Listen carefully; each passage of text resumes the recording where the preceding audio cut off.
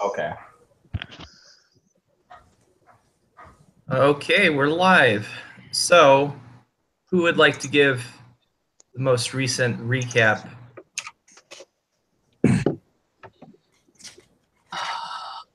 I haven't got notes, so it's probably not a good idea I do it. Speaking of that, what happened to you last week? We thought you died. Yeah, I was really sick.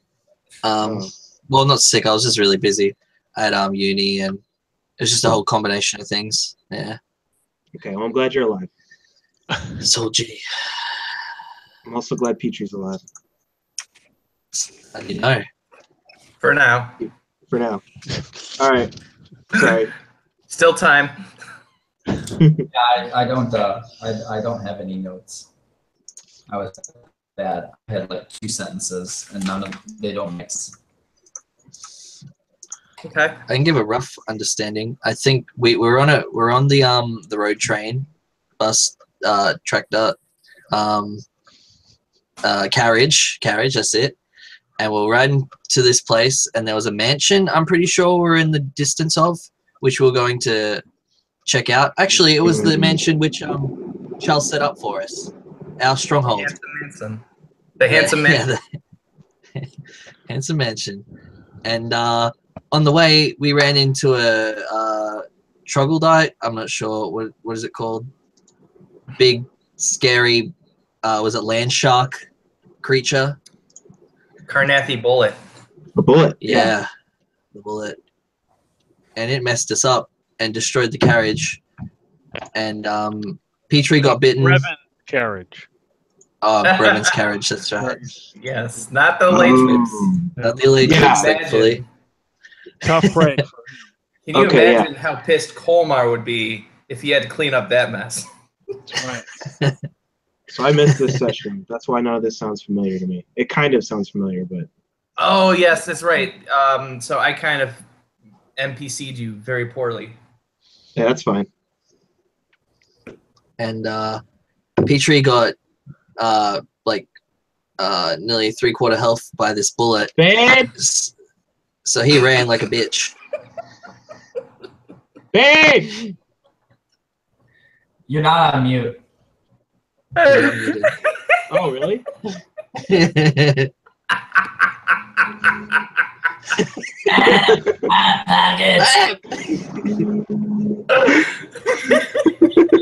My bad. There's a switch on this thing. I switched it off, and apparently you guys can still hear me. That's bullshit. Yeah, I can hear you. Yeah. Fuck. All right. Sorry. Hold on. More hot nuggets. Babe, where's the chicken nuggets?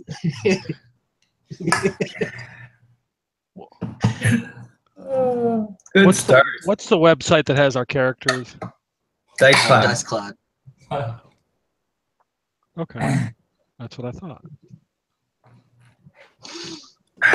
Do you not see it? My bad, guys. I'm sorry about that. No worries.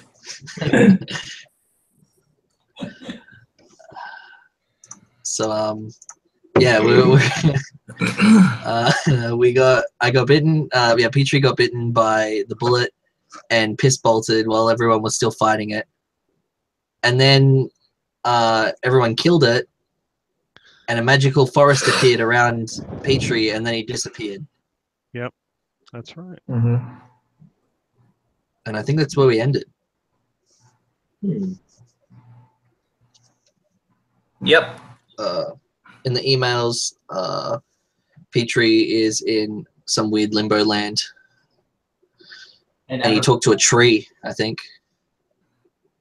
Oh, yeah, so we did act out a little bit of going back and forth between Thelanis and Eberron. So, yeah, there was that.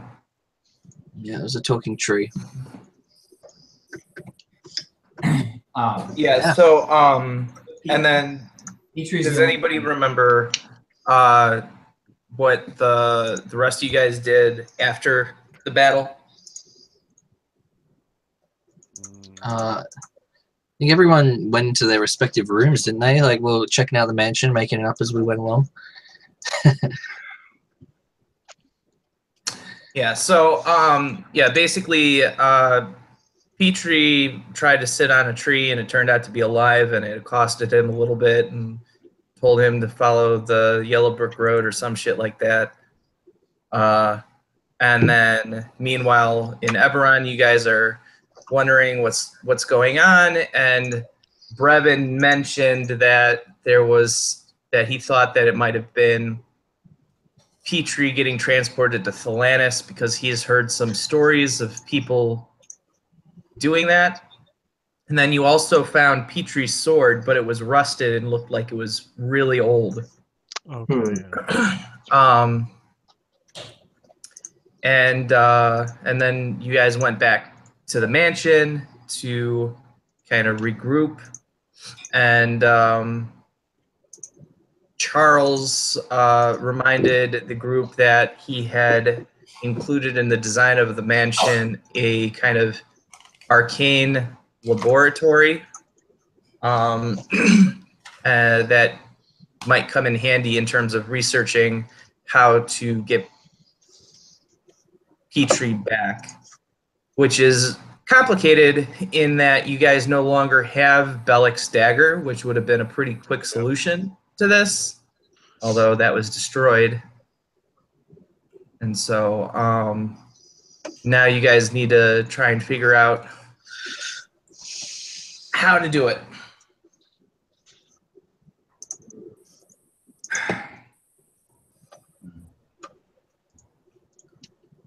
All right. Well, so we're in the handsome mansion. Mm-hmm. So, because each of you have technically had a hand in what this mansion looks like, I'd really like each of you to take a turn describing some aspect of the mansion, or at least one of the rooms. So I fucked up. I never emailed you back about that, but I have an idea. Nobody did. So except except Martha. I believe Martha was the only one that actually emailed me back about that. That's why it's called the handsome mansion.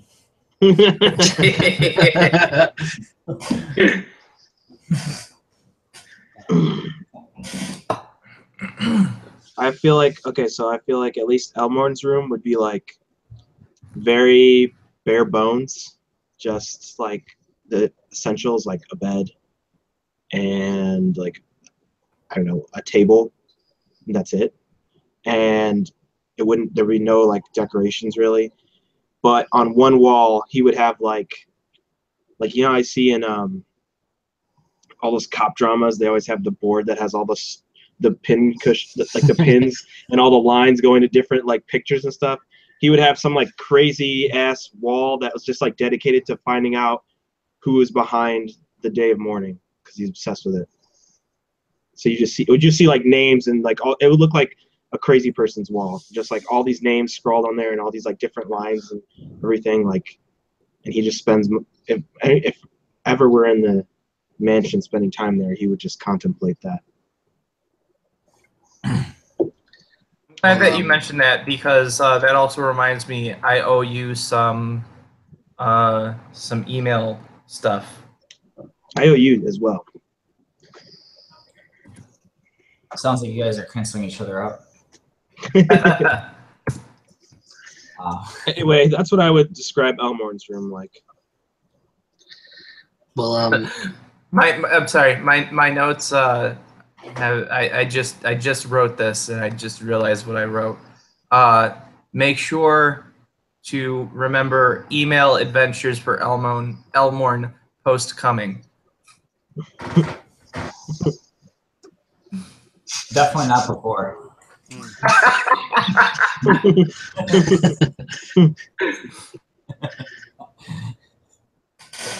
All right. Who would like to go next in describing some aspect of Handsome Mansion? So I'm not sure if it's described. Was the mantle described at all in any correspondence? Or what? The mantle. Not outright.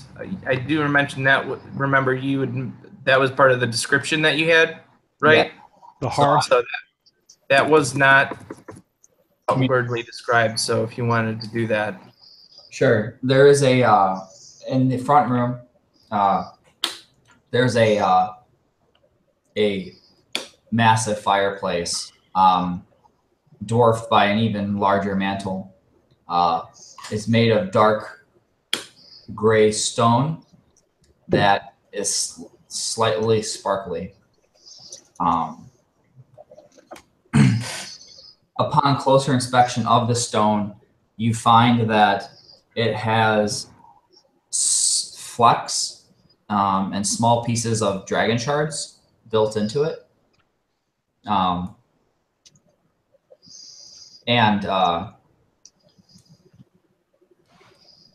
It definitely is awe-inspiring, and above the mantle is a large, are actually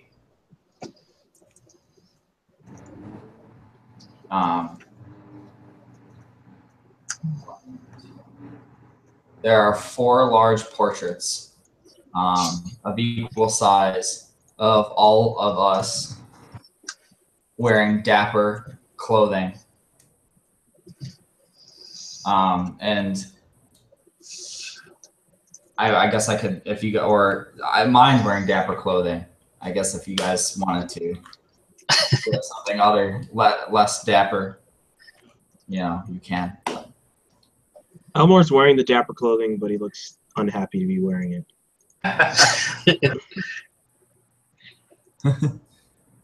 So that's my contribution to the handsome mansion. Yeah.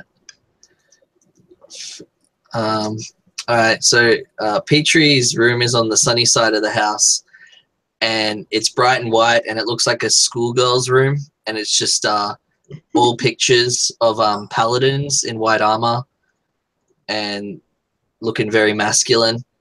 That you've altered to look like Peitri. Drawn on every one of them. Yeah.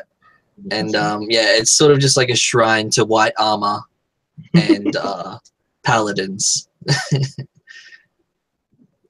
should have like excerpts from all the stories that were written about Peitri and his adventures. He's a mini celebrity.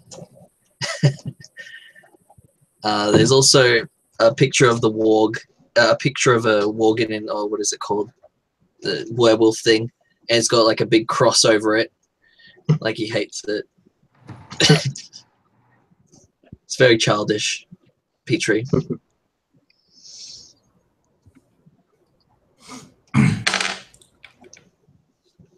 Very nice. All right, so Kolmar looks at the fine portrait in this room that has him in dapper clothing, and he changes his cloak so it looks like that, and that lasts about 3 seconds before he puts grease spots on it and then thinks that's more appropriate. He sleeps in like a closet right off the kitchen. Really doesn't have a room per se right now because he's short anyway, and it's got a little cot. But in the back of lot of the manor is an old chimney where an old single room home stood, and there are grave sites from the former residents, and Kolmar thinks this is a good place to build the forge, so he's been working on that, like putting the stone work together and stuff, and maybe there's a chance he could raise some workers to help him.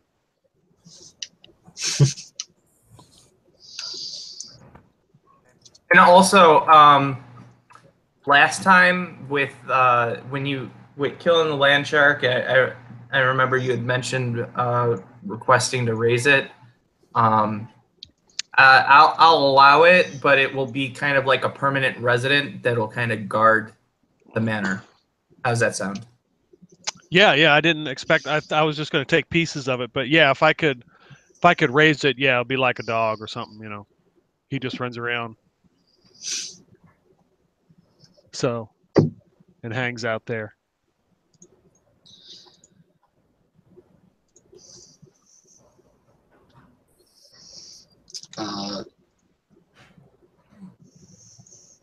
So some other features of the handsome mansion. It is surrounded by an iron wrought gate. The gate was actually specially ordered and made by Charles, thanks to his connections that he has, to be cold iron, and designed in such a way that natural ley lines and things of that nature restrict or make it more difficult for divination to take place where outsiders can look in on the mansion, as well as unwanted teleporters without special, sort of keystones or something. It is. I love that.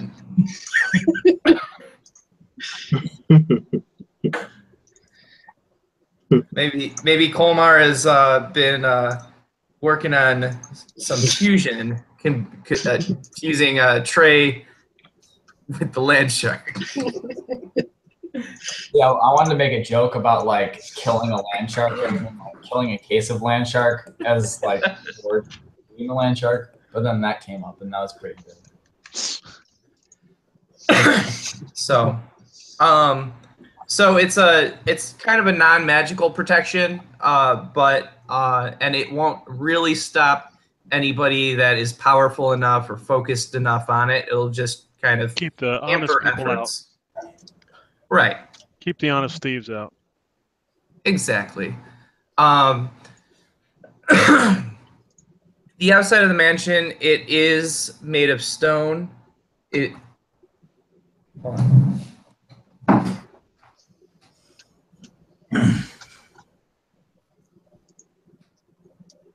Hello? Hello?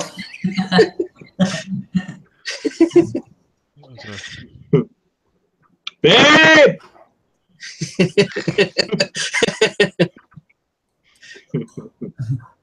Mom, more elite meatloaf. Fuck. Mom, toilet! Bring me my slippers. That was a great South Park reference.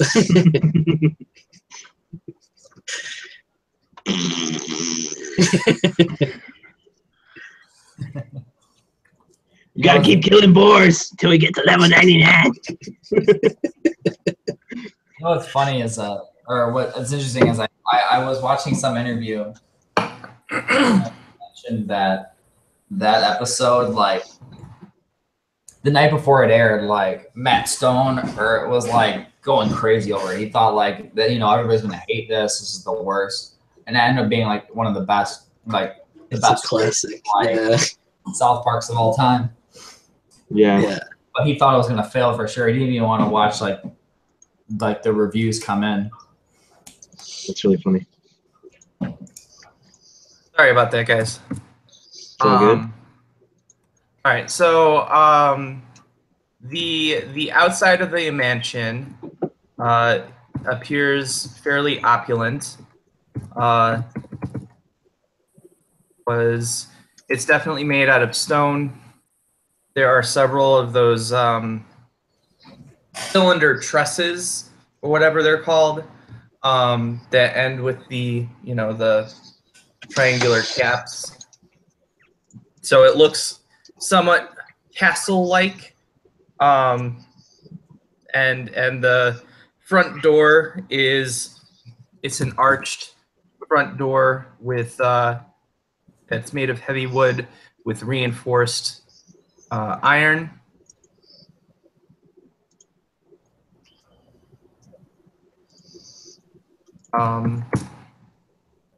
You'll notice that there is no key and there is no doorknob or anything of that nature.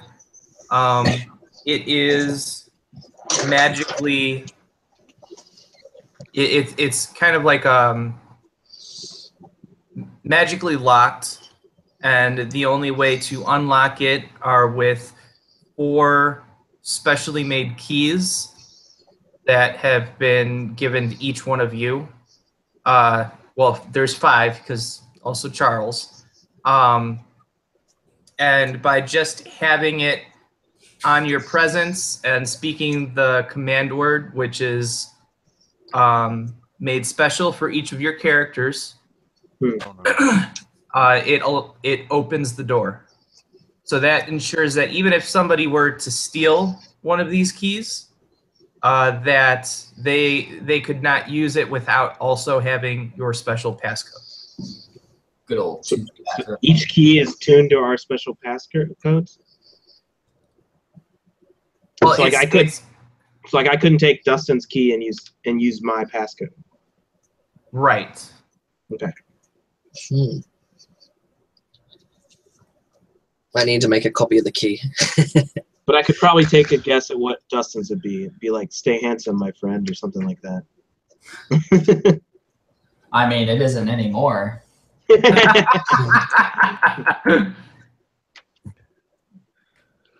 All right.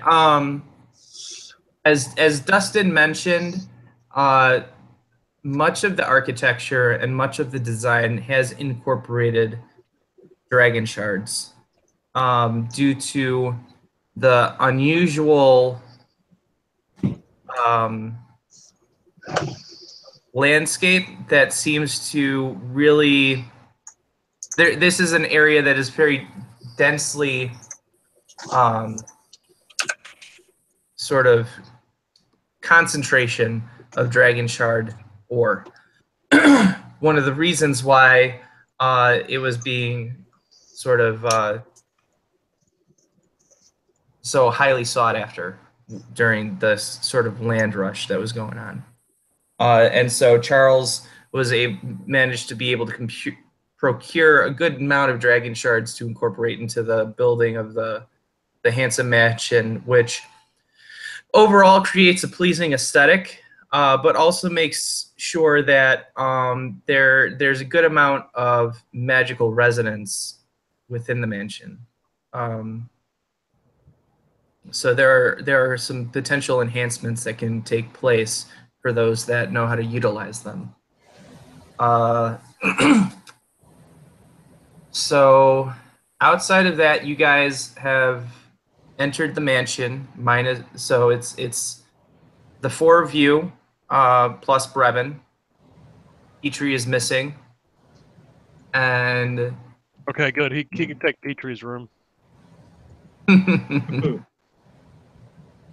So now Brevan is kind of standing there and outwardly wondering to the rest of the group, all right, so the caravan has been destroyed. Yes. Several of my men have died at the hands of the bulette. Your friend Peitri is missing. So now what?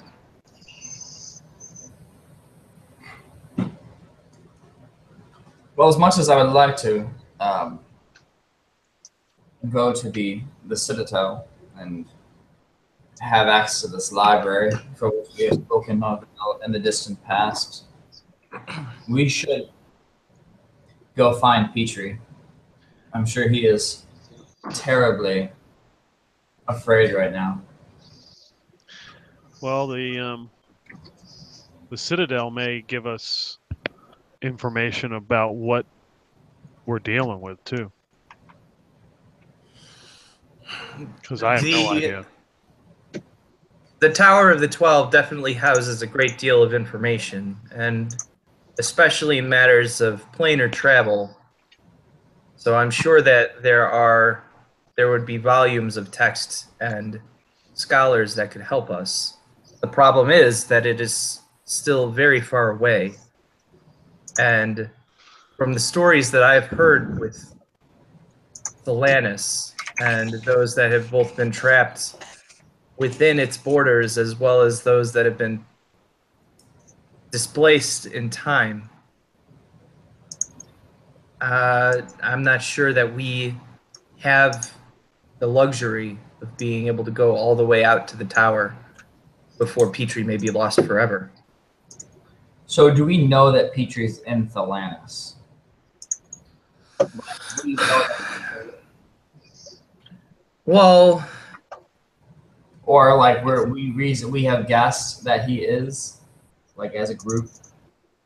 yeah, it's mostly a guess. I mean, the kind of the signs that have indicated that Thelanis is a strong contender is because it lines up with some of the stories of Thelanis. So Thelanis is kind of known as a very magical land of, not nature isn't quite the right word, but supernatural, sort of a fairy tale land. Sure. It's where the Fae reside. It's a land of stories, and often it's some of the telltale signs are when Thelanis manifests on Eberron are the sudden appearance of very scenic trees and foliage. So that was one clue. The other clue was finding Peitri's sword aged to the degree that it was, because there have been a number of stories of people being lost, and even disappearing into forests that seem to disappear and then reappearing decades later. None of them have really been corroborated to the general public.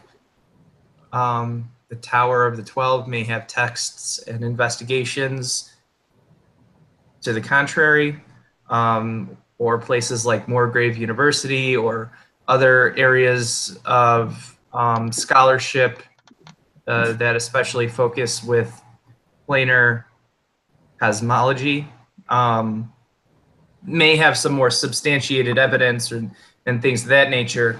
But those are the two big signs that indicate that this is probably something having to do with Thelanis. So do I know where I've heard these stories in the past? I'm sorry? Do I know where I've heard stories about Thelanis in the past? Give me, do you have history?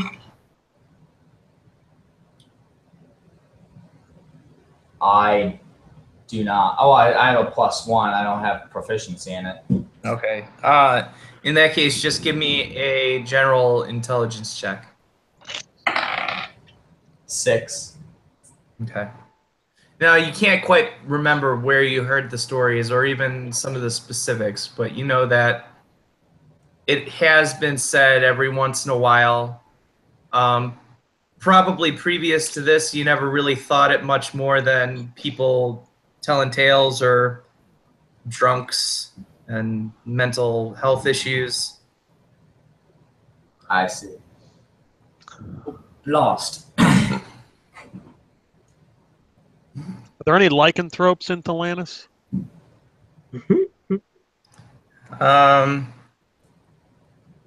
Give me. Do you have Arcana or religion? Arcana. I got Arcana. All right, give me an Arcana check. 10. You wouldn't be surprised. Thelanis, from what you've heard, is a realm of stories.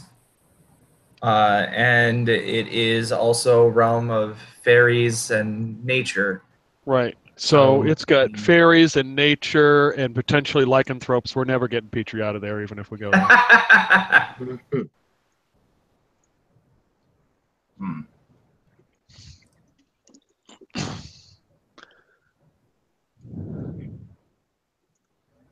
Well, perhaps if we could dig out the source of some of these tales, we may save ourselves a trip all the way to the 12 towers.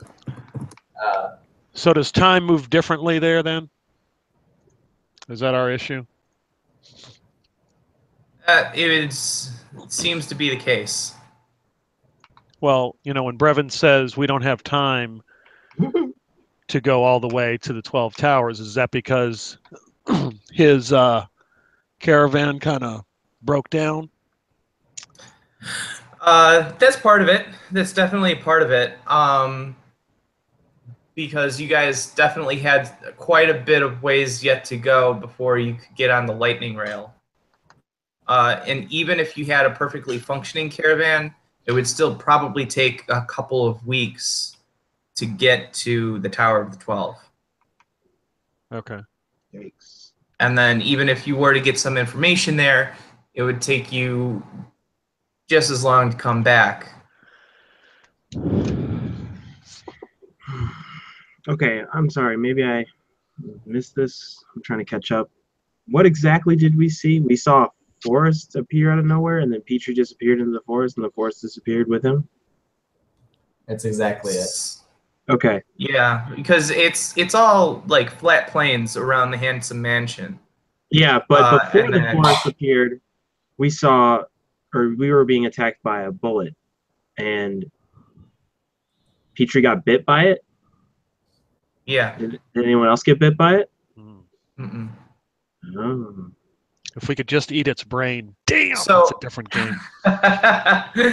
So what happened with Peitri is he wasn't just bit by this thing, like because the Carnathi bullet is a huge creature, so it's probably it's like the size of a small school bus, Okay. and it chomped into him like having engulfed half of his body, and basically pulled the ragdoll like from side to side, like a dog on a chew toy, and Okay. it was only Kolmar's fast thinking of casting grease on Peitri that allowed him to get out, because between the slickness of the grease and the force of the bullets head thrashing And proper it lubrication. yes it launched Peitri about a good 20 feet away. Okay. And so he was bruised, bloody. His armor was torn to shreds. And after that, he looked at the land shark. He looked at his companions and you, and he was like, "Gah!" and ran. He just ran. So he ran into this forest. No, he just ran away, ran- and the forest sprouted around him. Right, that's what I mean. Like he ran away, and then all of a sudden this forest, and he ran, and this forest like came around him and then disappeared. And he was gone too. Okay. Do we know of are they bullets or bullets? Bullets. Do we know of bullets that have any magical properties that would be linked to Thelanis or the Fae? No. At least there's no reason for that connection to have been made. Okay. Like, except before today, if you would have heard something like this, you would have never thought to put, oh, it's a bullet. Of course, this is what happened. Gotcha.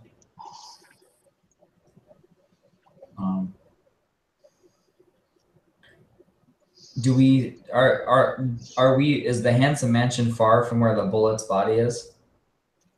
No. Would we be able to take a closer inspection of said body? Yeah. Rawr. There we go. I mean, we don't know. Who knows? Peitri may have been connected to Thelanis beforehand, and maybe this was part of his plan. Maybe he needed an out. He was injured. It's possible. I was thinking we could check out the bullet and see if there was anything of magical Fey nature about it. If not the bullet itself, perhaps something The area surrounding it.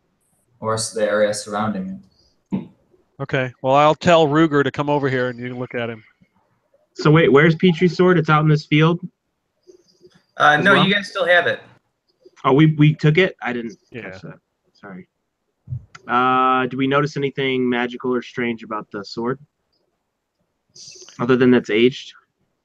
No, and it still has the gem that was that was attached to it from the cave under Deep Dark in that encounter with Belek. So it still has that attached to it, which is the main evidence that you use to connect it as Peitri's sword. Oh, okay. Other than the fact that Peitri wrote Peitri on the hilt, yeah. He wrote Peitri on the grip, so he wouldn't forget that it was his sword. Oh yeah, this one says Peitri. With his left hand, so that right extra good.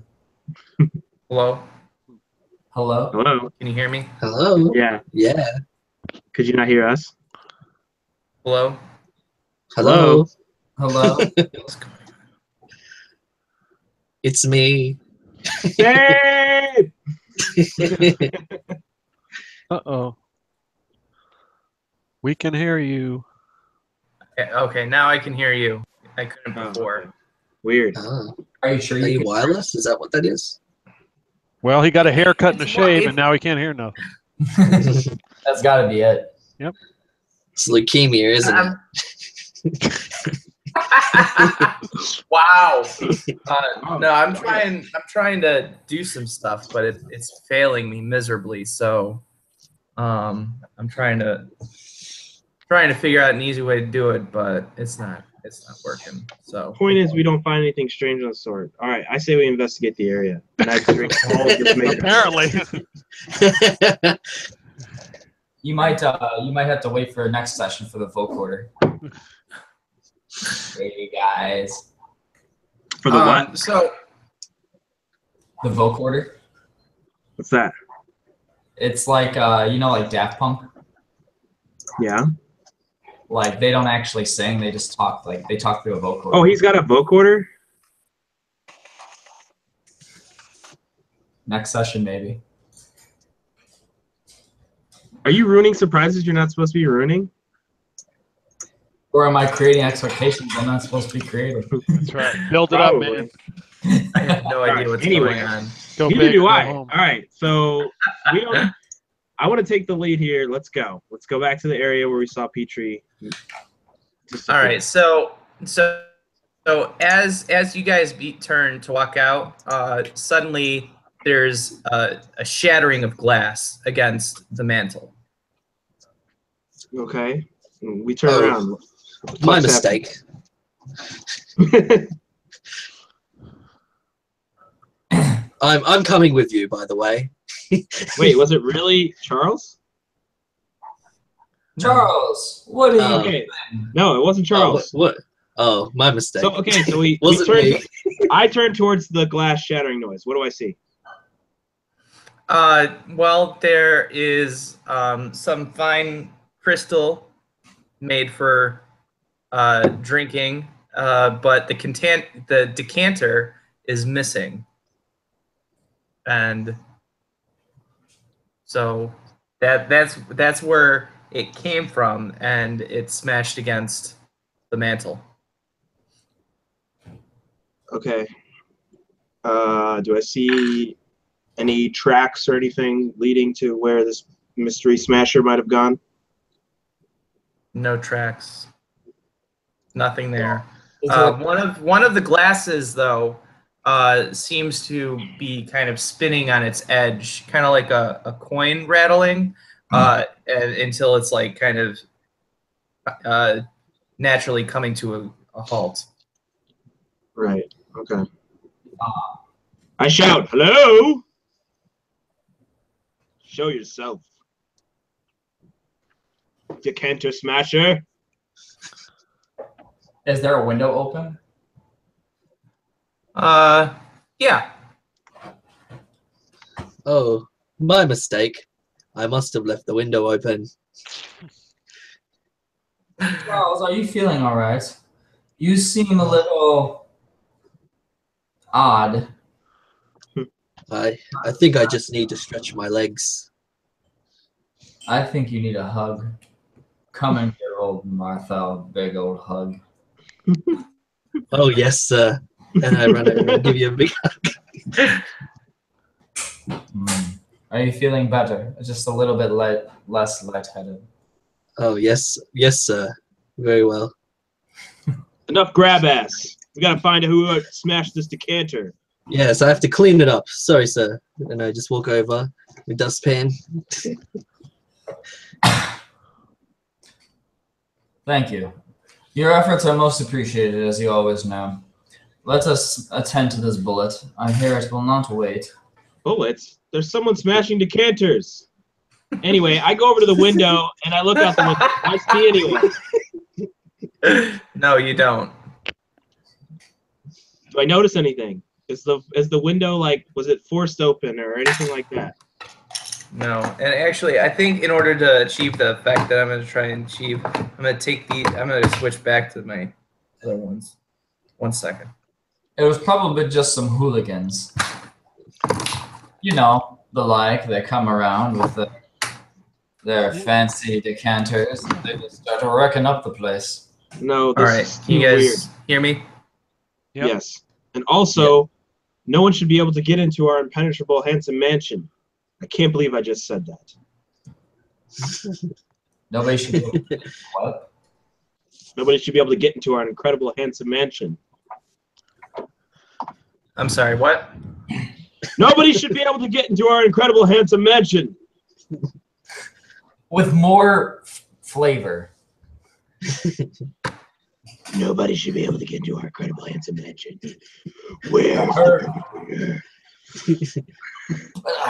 Boys. Perfect.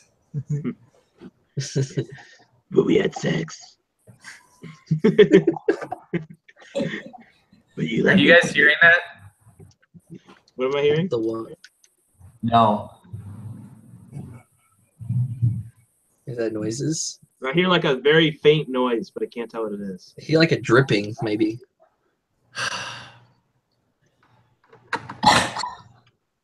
All right. I've failed in this. Technology sucks. Anyways.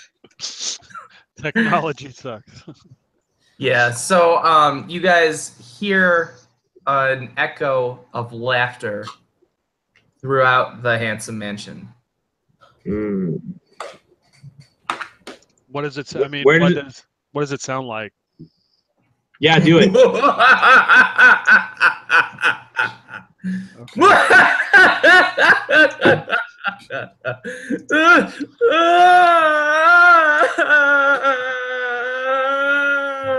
right, where does it seem to be coming from? Everywhere. Fuck. Does this mansion have a second level? Yeah. All mansions have a second level. That means it's got stairs. Son of a bitch. Elmorn just doesn't, without a word, just takes off up the stairs. He thinks it's upstairs. He goes upstairs. All right. So as you go upstairs, you feel a very strong breeze and a sudden chill, as if like all of the heat has completely left the area around you. Okay. I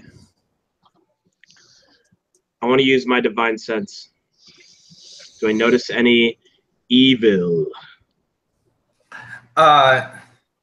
You don't notice evil, but there's definitely a strong aura of some kind of restless spirit.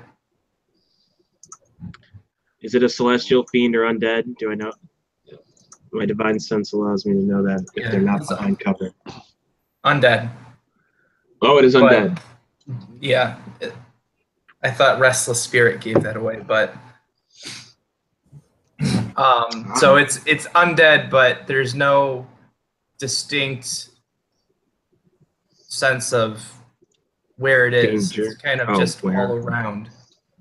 All right. It seems we have a poltergeist. God damn it.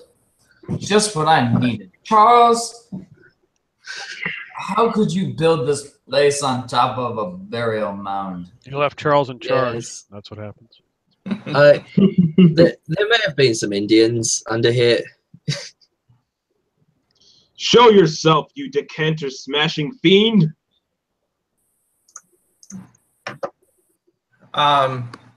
So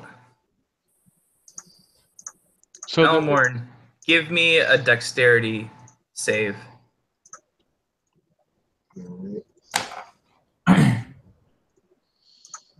18. Okay. So some kind of strong, sudden force knocks you down the stairs, but you're able to maneuver and twist your body well enough that your armor is able to absorb majority of the force from your fall. But you land at the bottom of the stairs prone. And all around you guys, the floor begins to rattle and shake, which is weird because it's solid stone, yeah. but it almost seems to be becoming a consistency like sand based on the way that it's moving and the way that it feels, and it's hard for each of you to keep your balance. Yeah, I look at Charles. You obviously didn't hire dwarves to build this foundation, so. Should have gone with the dwarves. The cost-cutting measure didn't work out, as usual. You always pay what you get for. That's what my grandpappy always told me. Enough banter. Help me off the floor. No matter. Elmorn, in a moment.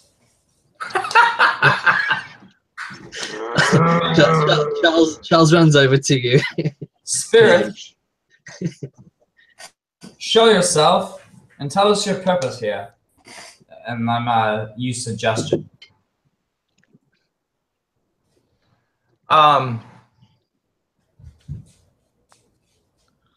So suggestion needs a target though, and you don't see a clear target to direct the magic effectively. But each of you give me a perception check.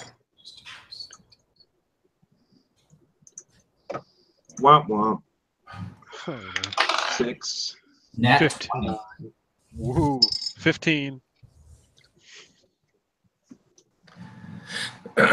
So, there's a dark corner of the room. Marthau has a sense of cold kind of emanating from it, and he turns and he sees the faint shimmer of a ghostly bearded man kind of hunched over in the corner facing the wall. I direct my suggestion at it that I can see it now. Okay. And the same thing.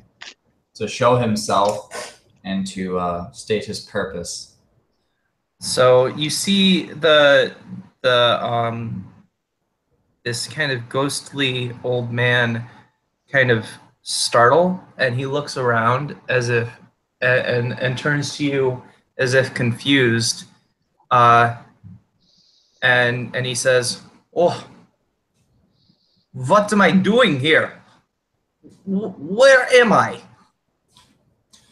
You, sir, in the handsome mansion, and you, sir, have accosted my good friend Elmorn, and I dare say that we don't like that very much. What is your purpose here? What are you doing? How did you... No, yet, this is not right. I should not be here. This is wrong. Wrong. Where should you be, sir? You seem like you have lost your way.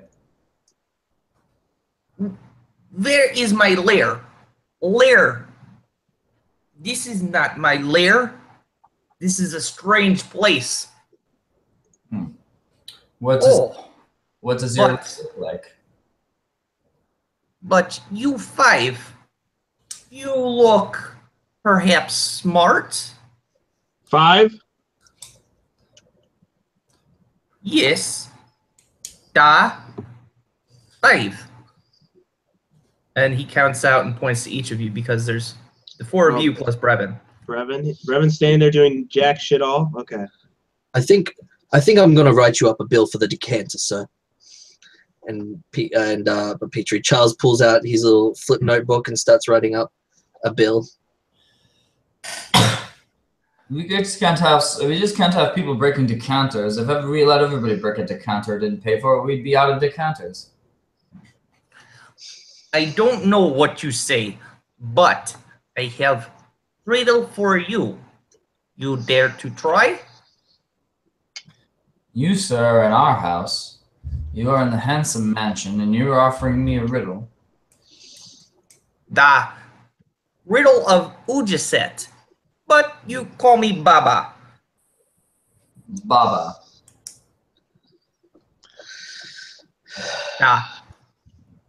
Ready for riddle? What is the outcome of said riddle?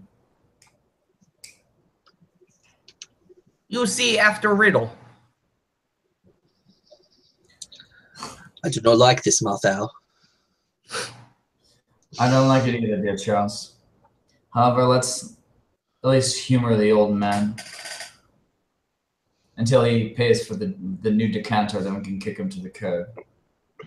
How much was the decanter worth? It was only worth a gold piece, nothing more. It's not about the decanter. It's about the principle of it. The principle. Yes. Yes. Thank you, Elmorn.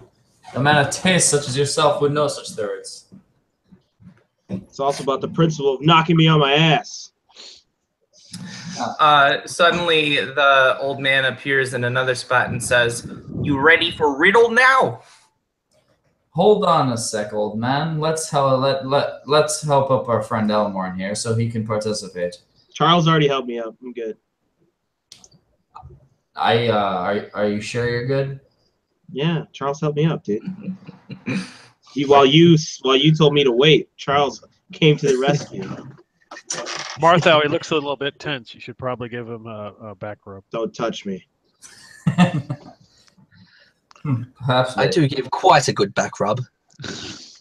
I'll accept it from Charles. I don't blame you, good man. It's hard to deny good Charles. Very well, Babu, Fubu, whatever the hell your name is. Give us the riddle. It was Baba Ganoush. Give us the riddle. What is half dragon, but has not wormling strength? What is half canine, but has not mongrel's length? What is it that is of 2 halves, but half to stand on? And I'm gonna just for you guys' sanity, I'm gonna copy it into. Oh, I thought that was part of the thing. We had to figure out what the hell he was saying. English, motherfucker, do you speak it? That's part 1 of the riddle. Decide. Yeah. All right, I'll give you guys a chance to figure it out before I put it in there. I'll say it again though. What is half of dragon, but has not vermling strength? What is half of canine, but has not mongrel's length? What is it that is of 2 halves, but has but half to stand on?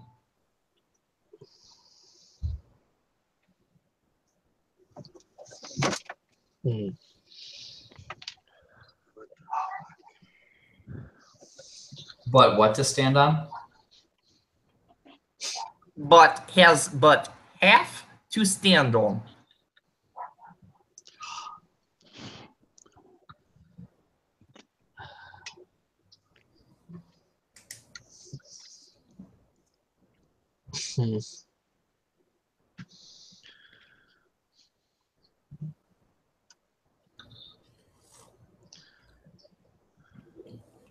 We're gonna need a lifeline or some shit. So I'll say it in a normal voice. What is half of a dragon, but has not a wormling strength? what is half of a canine, but has not a mongrel's length? What is it that is of two halves, but has but half to stand on? What is it that has two halves but has half to stand on? Yes.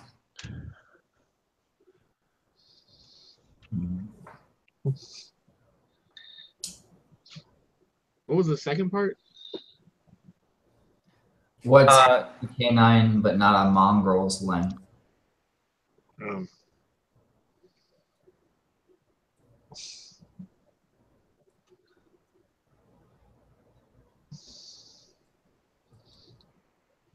Hmm. you guys have any ideas? Well, this reminds me of this time I met a one-legged dragonborn, but I don't think that was it.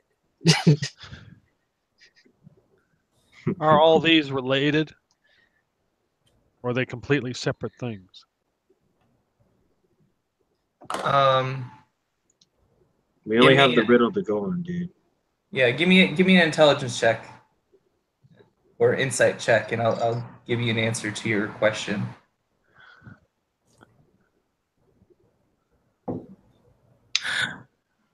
Well, let's see. Insight would be 17. So they're all related, and it seems like the answer is something that combines all of these things into one.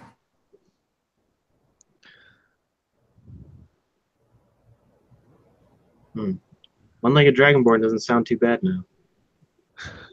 Other than the canine thing. It kind of fucks it over.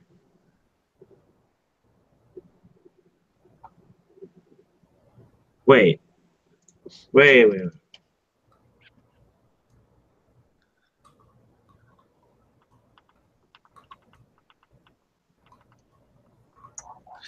Would these creatures be able to fly by any chance? Baba just kind of looks at you and cocks his head.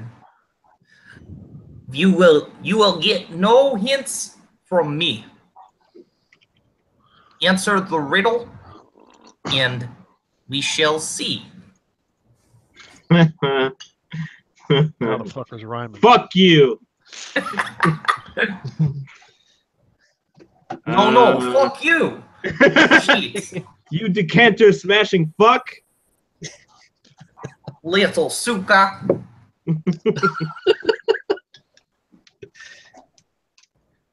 Stupid bulette.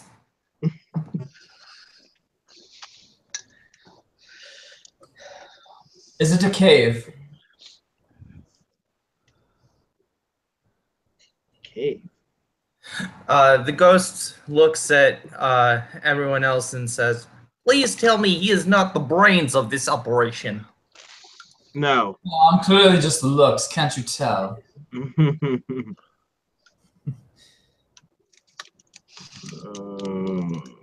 Look, I don't know, dude. This is hard. Do these you're not giving us any clues. I don't know what to do. Elmorn's about to riddle this ghost with his halberd. What does Morthau know about creatures that may be half dragon or half canine? Is it of this world or of a alternate universe? Give me an insight check or or a wisdom check.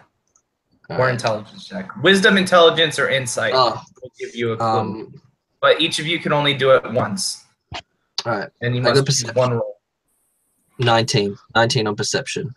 Not perception. Oh, isn't it? Insight, wisdom, or intelligence. Same thing. Insight's +3 anyway, so 19. Okay. So with that, your question, it is something of this world. And it is something that is also fairly common.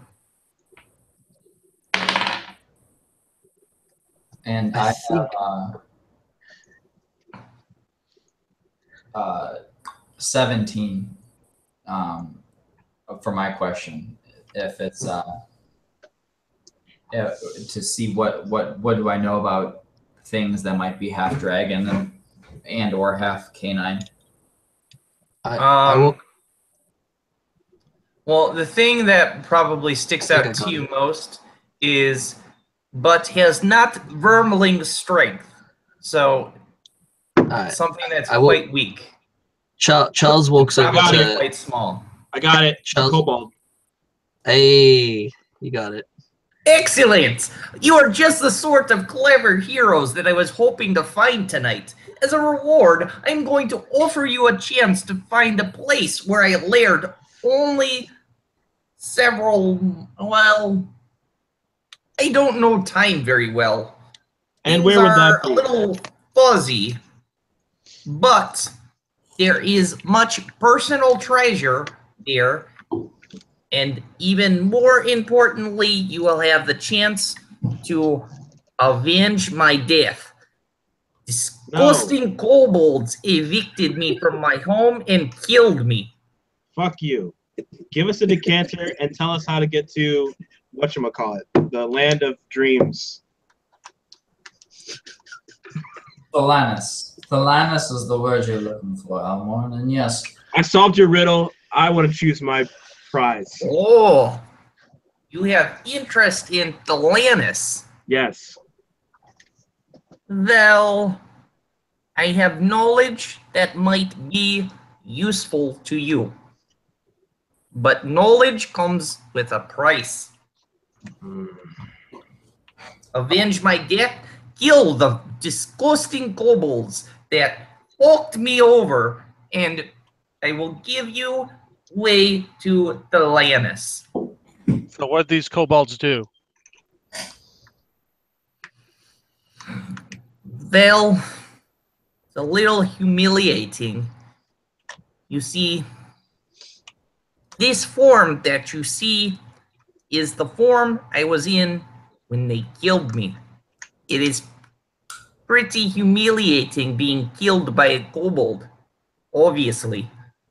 But they caught me off guard, and I have no excuse. But This form? I am Sphinx. I believe that is the word you mortals use for my kind. A sphinx, eh? Does your sphinxy self have a meaning? I gave you my name, Baba.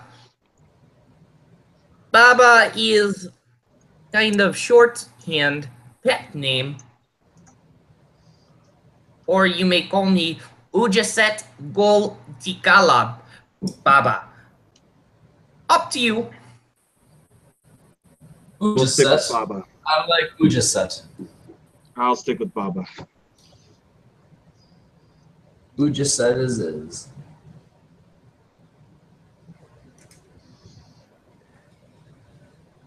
So the ghost seems to be looking around confused and says, that is why I'm here. You use my personal belongings somewhere in construction of house. It has linked me to this place. Fuck. I cannot leave even if I wanted to. Which personal belongings might be yours? Charles, did you take this man's wares and then use it to construct this house? Well, there was a lot which went into it. I don't believe clothes may have been a part of construction. Yet is very much part of foundation of building. But I will not tell you, give you a chance to get rid of me. No, I need vengeance on these bloody kobolds. We might as well help him. He'll tell us how to get to Thelanis. Then we can have Peitri perform a ritual to get rid of him. Why do we want to get rid of him? He knocked me down the stairs. Yeah, you're right. Sorry, Baba not used to being ghosts. Very strange. Once you have vengeance, don't you want to leave anyway? Would be nice. All Not right. sure if it works that way. I am Sphinx. I have much knowledge, but not in this area. A sphincter with much knowledge. We need this guy. I mean, a sphinx. Tell us where to find your kobold murderers. Well, because I am linked here by personal belongings, I don't know where here is.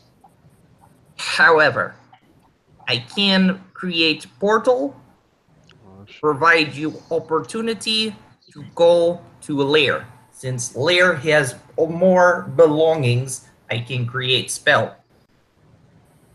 Is lair in this realm of existence? Lair is underground in this realm of Eberron. Good. I'm tired of going to other planets, Let's go. realms, planars, whatever the hell. So they're are the called. kobolds just running free in your lair? Baba don't know what kobolds are doing now. Baba assume kobolds probably still there. It is nice place. Kobolds have tendency to make home where they capture things. So did they just come and knock on your door and then stab you? And Come and knock on my door. or were you out walking about and they just ambushed you and offed you out on the road? Or how is it that you came to pass? Some of it is fuzzy. Some of it too humiliating to talk about. Let's just say they caught me when I was resting. You're taking a dump. Mhm. You are Sphinx don't pooping. dump. Sphinx hopa. Okay. Well, he does talk in the third person, so that is definitely suspect. Well, I'm already tired of your accent, so we might as well get out of here and go. Am I really doing that bad of a job? No, that's a great accent. No. Well, Martha was tired of listening to him. Oh, okay. No, you're great. Don't worry about it. Martha's annoyed. He's got one of his You're annoyed. smashed by this asshole who has a vendetta against kobolds. So what's our knowledge of kobolds in Eberron? Like, what do we know? So, kobolds are little. I mean, it's not too different from general mainstream kobolds. Most kobolds feel that there is some kind of connection to dragons. They feel like a lot of them worship dragons or find them to be some kind of kin. They have a kind of inflated sense of ego. They're very cunning. They have kind of a inferiority complex as a race. They're much more nomadic creatures that tend to more often than not stay away from more civilized places and cities, and try to stick to themselves. Although, I mean, there's the occasional kobold that does venture off on its own or is more civilized, but as a species and their sort of cultural heritage. They kind of stick to themselves, either in underground caves or in the marshlands of Kubara, places like that. So does his story jibe? Yeah, I mean, it sounds. I mean, okay. Can I do an insight check? sure. 12. I mean, you don't know why somebody would lie about getting killed by a kobold. It is a pretty embarrassing thing, considering kobolds are renowned for their physical weakness and, you know, their diminutive, their small Diminutive. stature. Diminutive. But I mean, they are kind of crafty too. Right. So even though a sphinx is kind of a creature that is legendary as something stronger, if the kobolds manage to catch Baba in a human form for whatever reason, he might have been in a human form, it's conceivable that they could have done what they did. And it makes sense because if he's a sphinx, he probably has some pretty shiny stuff. Kobolds are definitely attracted to shiny stuff. Okay. But probably the most convincing thing for you, Kolmar, is when he mentioned that there's some kind of personal object that's linking him here to the mansion. That definitely sounds in line with what you know of spirits and restless undead. Okay.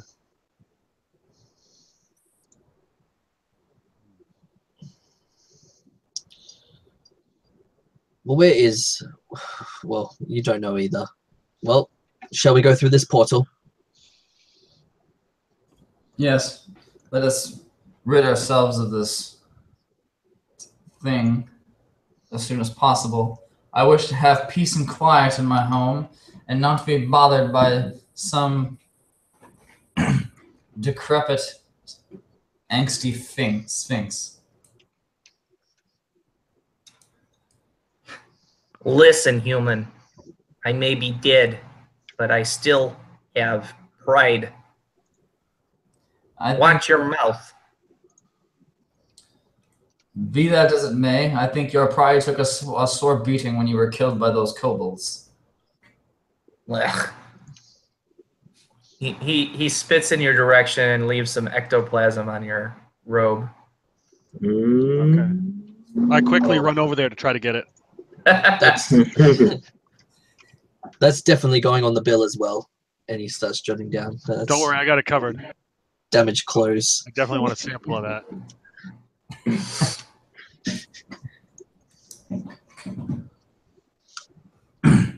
Well, shall we take care of these kobolds of yours?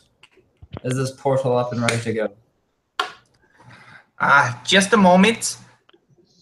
And then he starts conjuring some magic. The air begins whipping around the room. Yeah, how do we get out?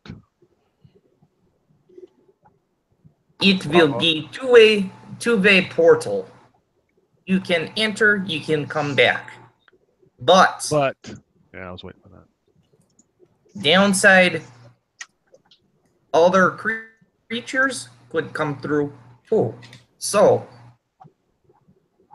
if portal is unguarded or is not watched, kobold could come through, be here. I guess that's our cue to leave Brevan here, so maybe he can do something. You guys are really going to leave me here with a ghost sphinx? You'll be good. You're fine. Brevan, dear, you've dealt with much worse in your lifetime. It would be a great favor to us, after all we have done for you, if you would stand and watch guard over the handsome mansion. Yeah. And make sure too much dust does not get in. Brevan kind of sighs and says, just hurry. This guy gives me the creeps.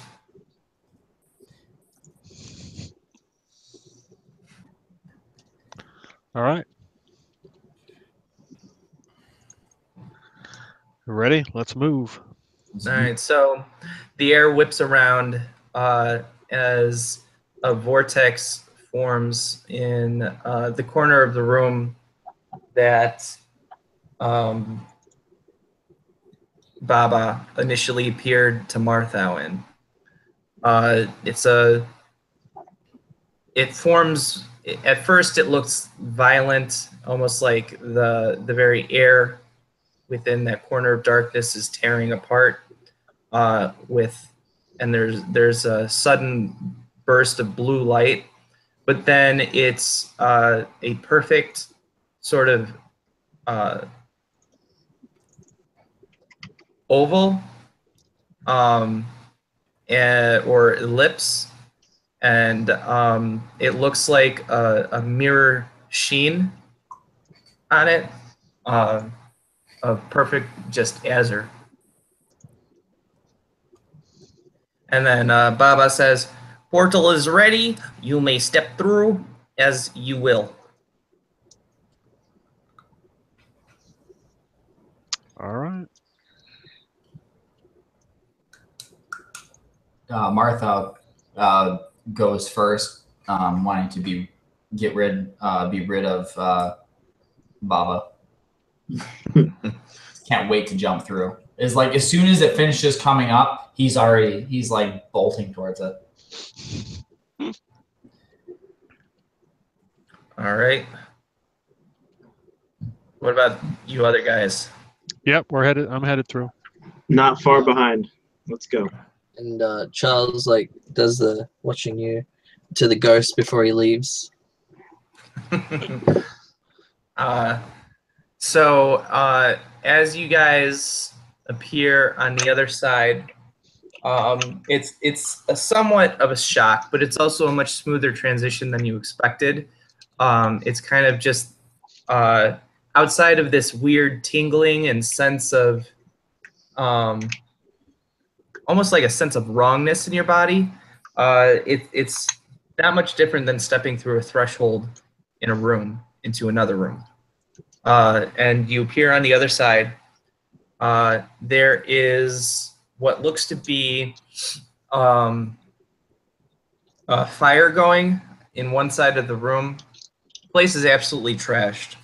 There's it looks like there's cookware and chests and all kinds of knickknacks just all thrown about the room as if it's been completely ransacked.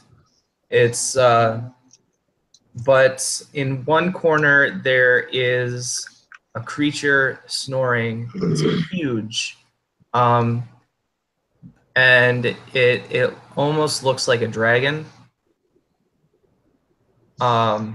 It's probably about the size of a horse.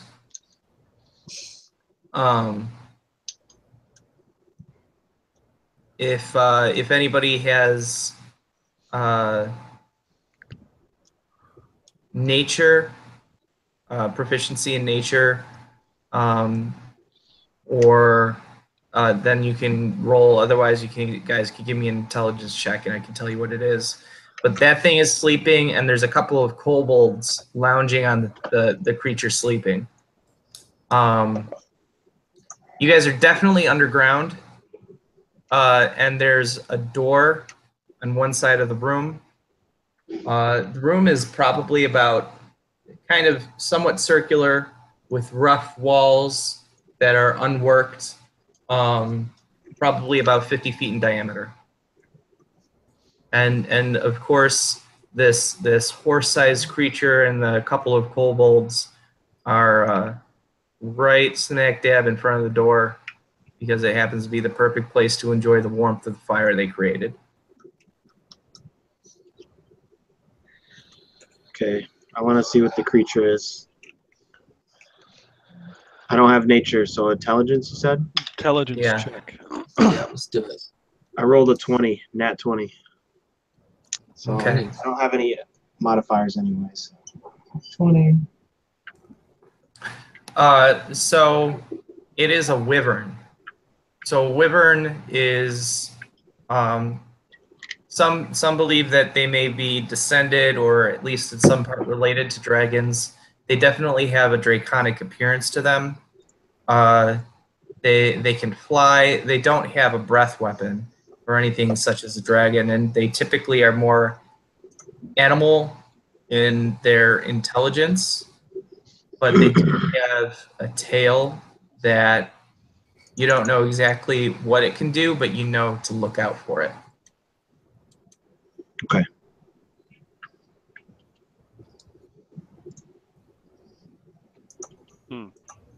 And all the kobolds in here are sleeping, you said? Yep, right in front of the door. How is, you said 50 feet? Is that what this area is? It's a 50-foot diameter room. Okay. How high is the ceiling? It's pretty big. It's probably about 15 feet high.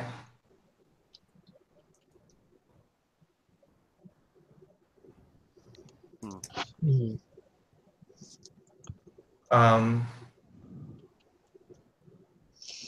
The room is also pretty smoky, and it is a little hard to breathe because there's no real ventilation for the fire.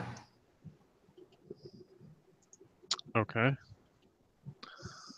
Doesn't seem to bother the kobold or the wyvern, but it's definitely stinging your guys' eyes.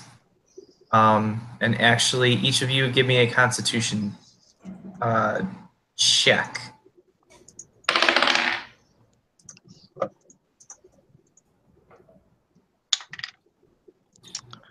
Six- 13. 18. 12.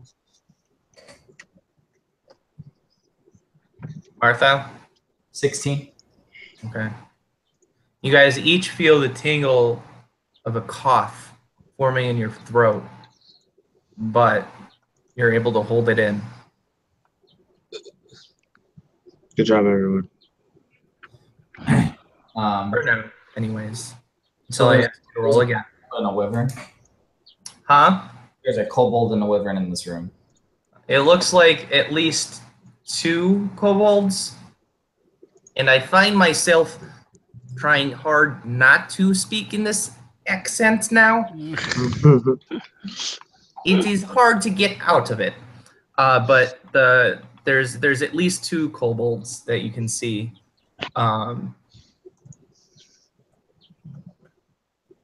And they're all kind of like one of them is clearly lounging on top of the wyvern. The other one's kind of propped up against it. Can I do an investigation in the room to see if there are other kobolds? Yes. God, dog, that's the second one I rolled. A natural 1. Ooh. So, you're looking around the room, and you're peering around the wyvern to see if there's a kobold on the other side of it. And as you see another kobold, you trip over one of these knickknacks, causing a bunch of clanging sounds that instantly wake up the kobolds and the wyvern. And you hear them beginning to chitter in their draconic tongue. Any of you speak Draconic? Not I. I do actually. I speak Draconic. So you basically hear them saying, "What the hell? What are you guys doing here? Get them! We gotta get them! No, don't get them. Get the others." No, and I'm the guy that says get the others. I want to cast Crown of Madness on him to try to get him shut him up sooner than later. Okay. Yeah, 15. You have to do a whiz throw. All right. And you gotta beat 15.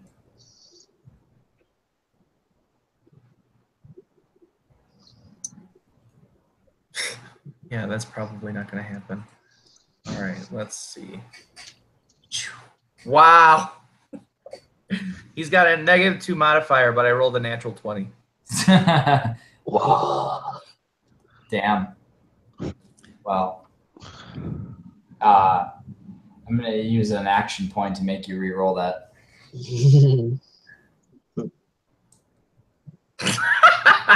I could do a screen capture if you want it, but I rolled a 19. So even with the -2, it's a 17. Yeah, that's all right. I'm not gonna waste another action point on it.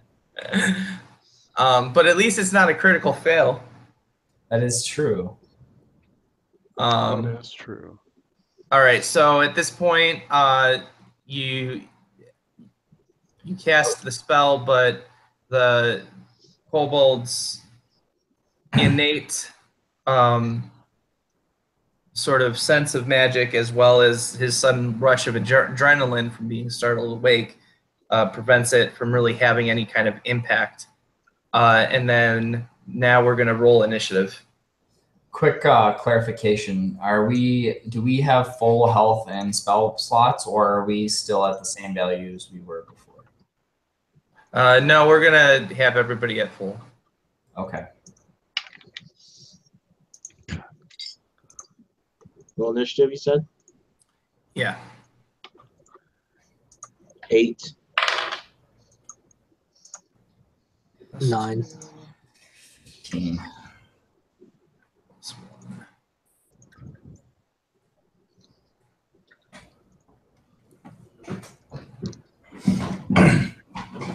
All right, where's my pen? Where is my pen? Now, where's my pad and paper? I love it. It's raining right now, and it feels so good.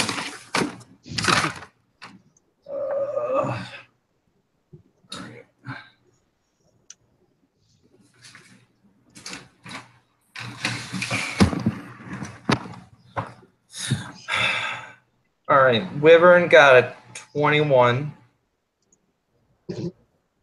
And then Kobold's got a 12. Who beats a 12?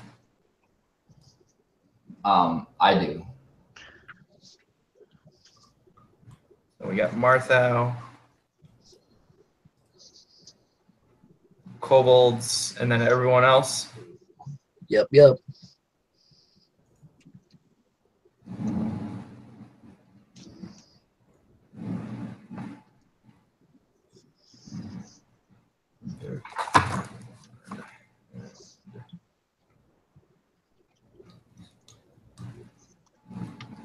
All right, so where is everybody standing about in this room? Well, I busted through first in haste, so I imagine that I'm, maybe 7 feet in front of the portal. Like I kind of busted through, and I wasn't really looking where I was going. Okay. I picture Kolmar as probably the closest to the group, since he was investigating to see if there was another kobold around. Yeah. When he tripped. So I'm going to say that the wyvern lashes out towards Kolmar.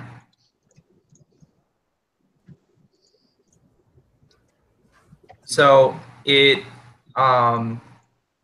launches at you, using its wings to help it propel it forward, but it's staying on the ground. And then it makes tries to get you with its bite, and then afterwards it quickly ducks its head and whips its tail at you. So let's see how those do. So first attack is an 11. I'm guessing that is a miss. Yep. So its bite misses, and then its tail is a 14. That misses. So you're able to dodge fairly well Dive. out of the way. Yeah. Really just greased up, and he's just like sliding around. That's Yep. The wyvern is also positioning itself so it's blocking the door off a little bit to you guys, like it's standing in between you guys and the door. And then Martha. I'm gonna unleash a chaos bolt at the wyvern. Okay. It's a 13. That's a hit. All right.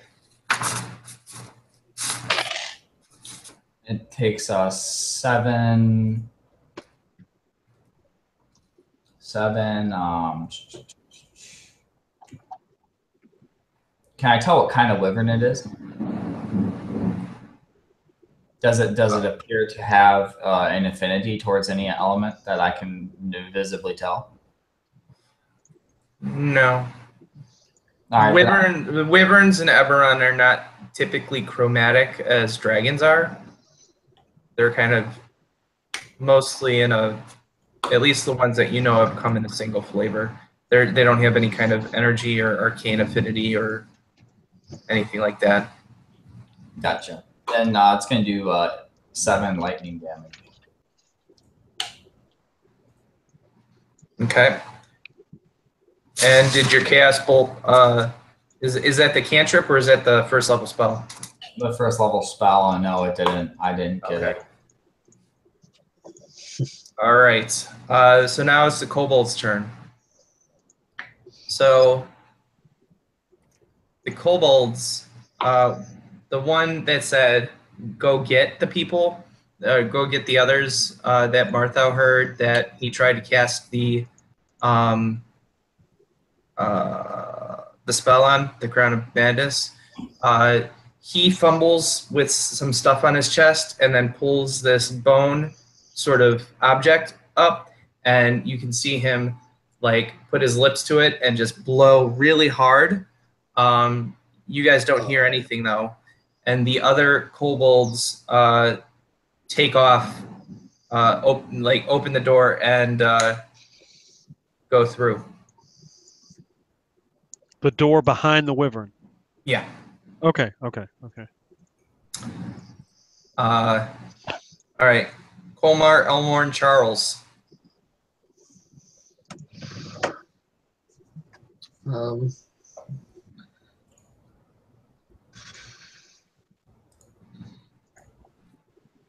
Charles just sits tight. I think he's gonna guard the portal.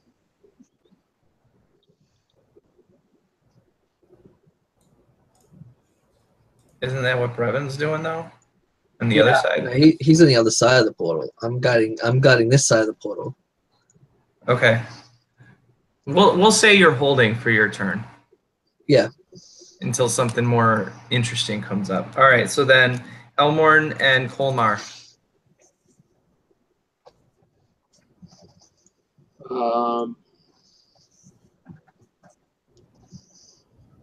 Let's see.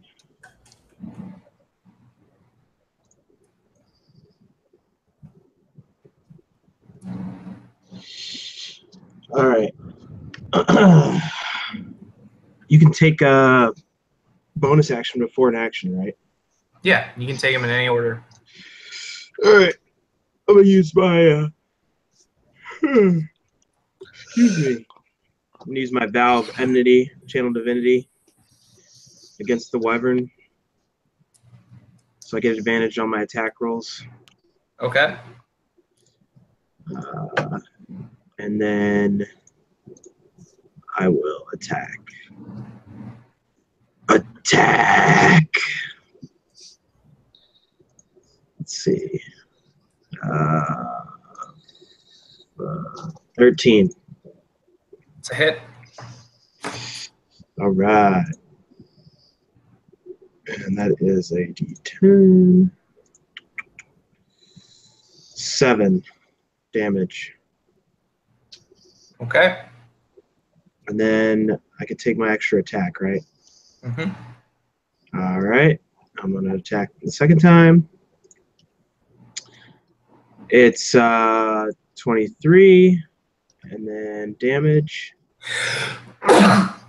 is another 7. Okay. So you managed to slash across the wyvern's flank, and it's snapping at you defensively. It's kind of injured, but it seems like it's still fine. Kolmar. How far is the cobalt from me? The 2 of the kobolds have gone through the door. Right. The only one that's not is the one that whistled. So How far? that one is probably within 5 feet or so. Okay, and you said there's a lot of garbage and stuff everywhere? Mm-hmm. So I would like to charge him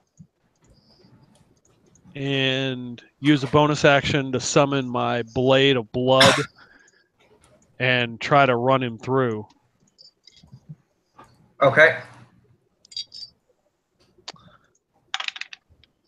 God damn. I'm using a action point. I'm not taking another friggin' one. Good lord. It's just one of those kind of nights. That's better. 21. It's a hit.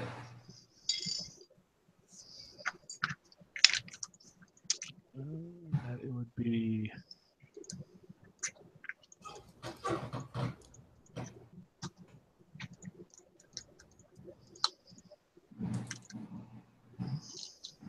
No, that's a 10. So 13 damage. Okay.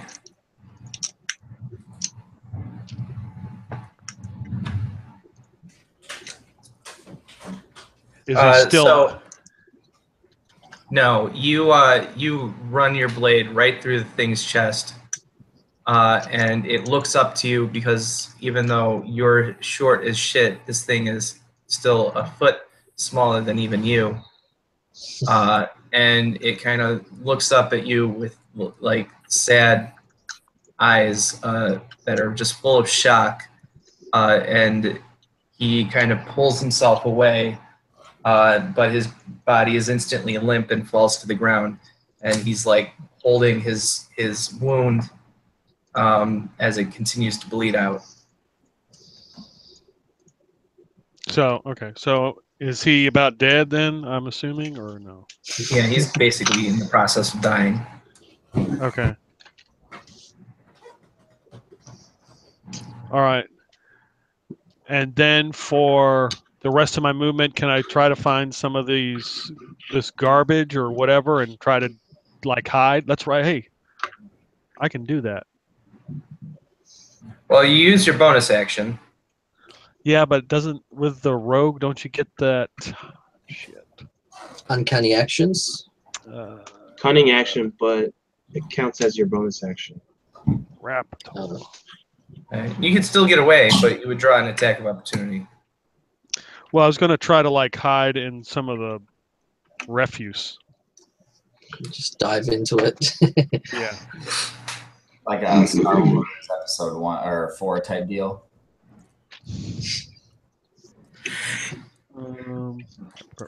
Crap.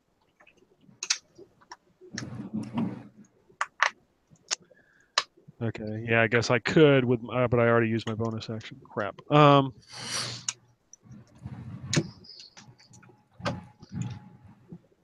Can I? No, bother. Yeah, I'll just like the rest of my action. Just try to like dive under the piles of whatever they've got, refuse.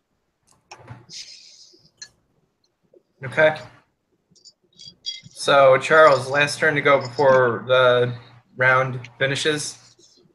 If there's still nothing going on, there's still the wyvern, isn't there? Yep. Yeah. Okay. All right. Charles will pull out the buckler from behind his 3-piece suit and run up to the dragon. Run up to the wyvern. Sorry, and try and give it a little stabby with his rapier. All right. Here we go. And he rolled a Dex. That's a 8. It's an 8 hit. Nah. Yeah, that's what Charles does. He just misses. Are you gonna use your extra attack? Oh, does he have extra attack? Yeah. Oh, well then, yeah, we'll do that, and we'll throw again. And that is a 15. That's a hit. All right. 7 plus 3 is, and he does 10 points of piercing damage with his rapier. Okay. There we go. So although this dwarf killed one of its masters, and then tried to hide beneath some garbage, the wyvern considers the 2 armored individuals in front of it greater threats. So it uses its bite attack against Charles.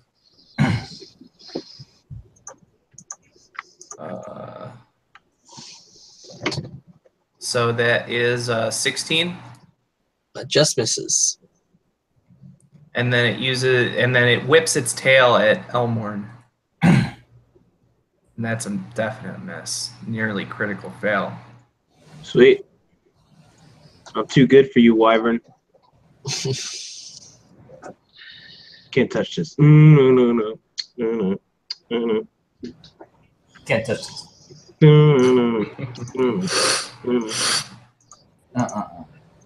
Okay, so Martha.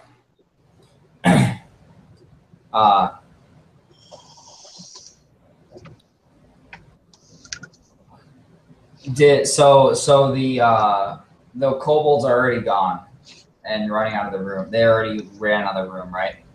Right. I cannot see them anymore. No. Hmm.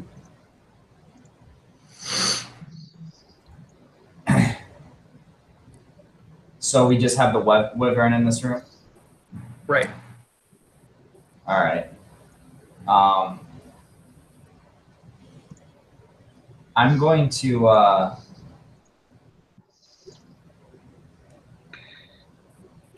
I'm going to use a one of my spell sorcery points, and I'm going to use Talking Grasp at a distance. Okay. So, and that's a 26. It's a hit. And it does 14 damage. And then I'm going to hex it. Okay. You probably should have hexed before, but Should have what? hexed beforehand. Yeah. Well, you know. What was your damage? 14.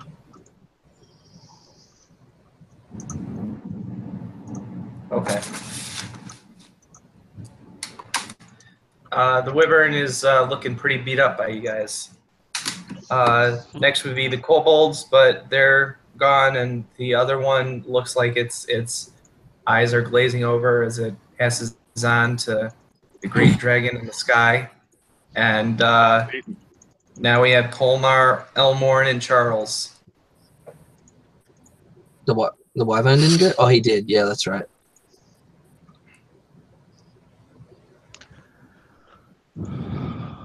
All right.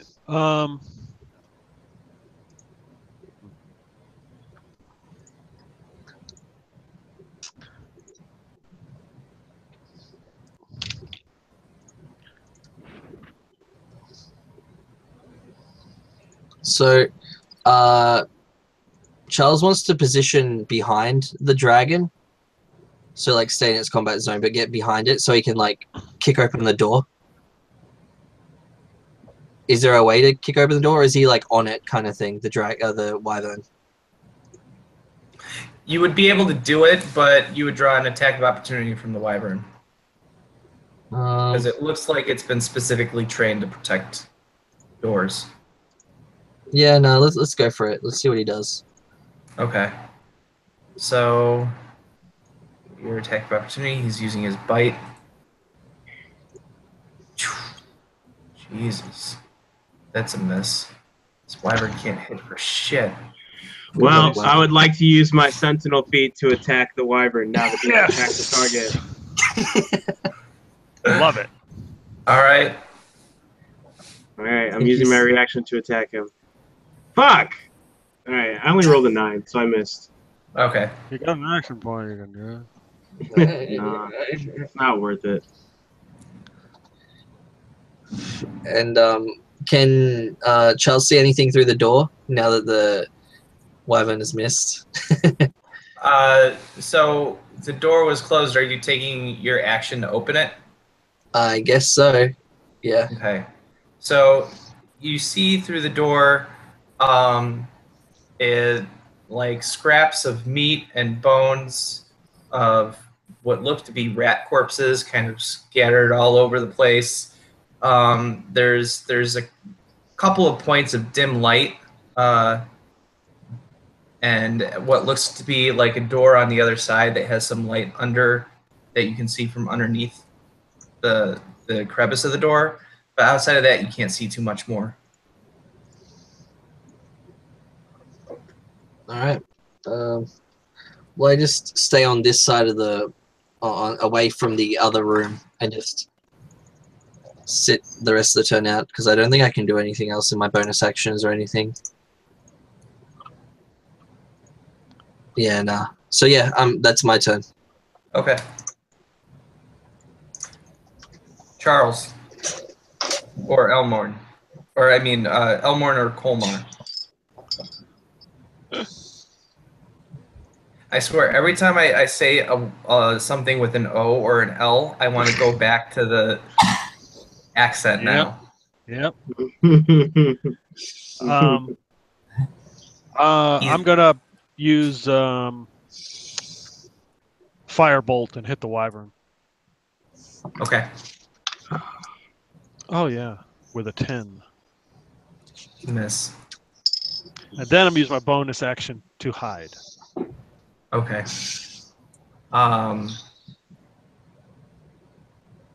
Give me stealth check. Okay. What's the bonus on this? 24. All right. Wow.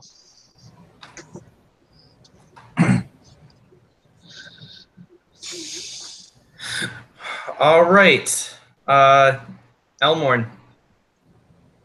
Kill this sucker. I feel like he's barely harmed. Let's see.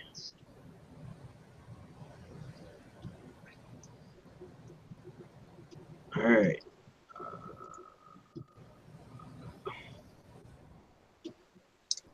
I am going to use my bonus action to cast Thunderous. Oh, never mind. Fuck it. Never mind. I'm just going to attack this fucker. All right, here we go.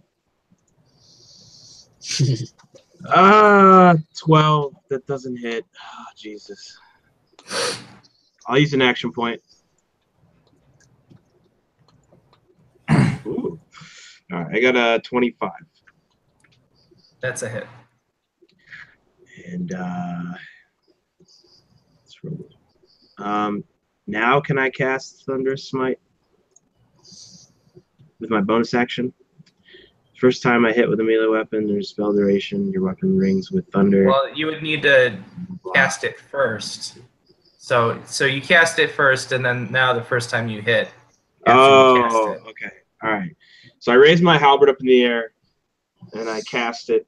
Thunderous magic goes through the halberd's blade, and then I drop it onto the wyvern, and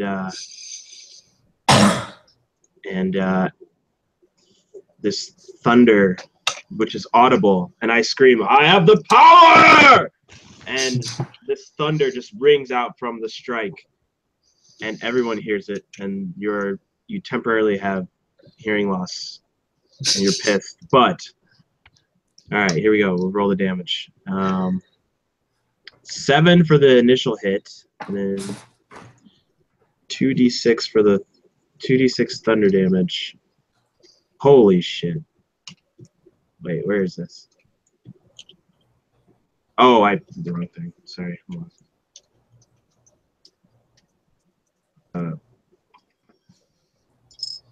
on. 8 for the thunder damage. All right. And now it must make a strength saving throw, DC 13, or be pushed 10 feet away from me and knocked prone. So it made that throw.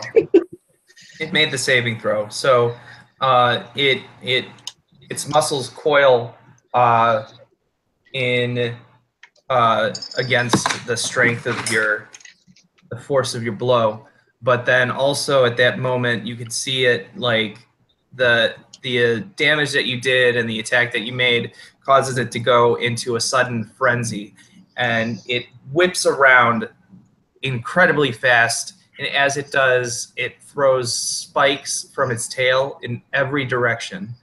And each of you definitely, I mean, it throws so many spikes, it's like it's impossible to know how it held that many spikes on its tail, because it didn't seem like it had that many.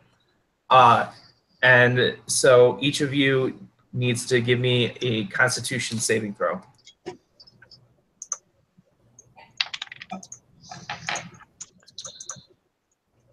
19. 23. I rolled a natural 1, so I'm gonna use an action point on that. Okay. 14. I rolled another natural 1, so I'm gonna use an action point on that. Good. How many difference of the different die? That's better. That's 22. Okay. So Kolmar, unfortunately, you're the one that's going to be hurt worst by this. Everybody takes 15 damage. Kolmar, your damage is directly from your vitality points. What kind of damage? Piercing. So I only take 8 or 7? Round up. Okay, so I take 8. So I take 15 of my 20 vitality points. Yeah. Super awesome.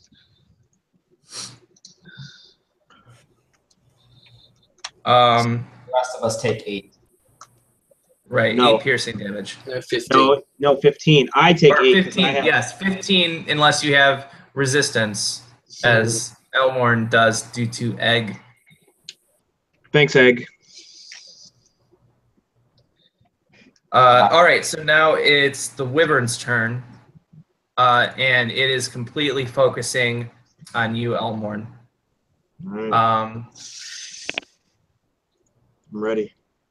so its first attack is a 18. Okay, that hits. Second attack is a 16. That misses. All right, so the tail missed you, which is good for you. Sweet.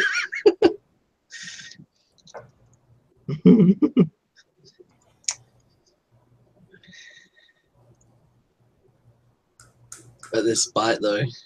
Oh, whoa. Guys, we forgot about my aura of protection.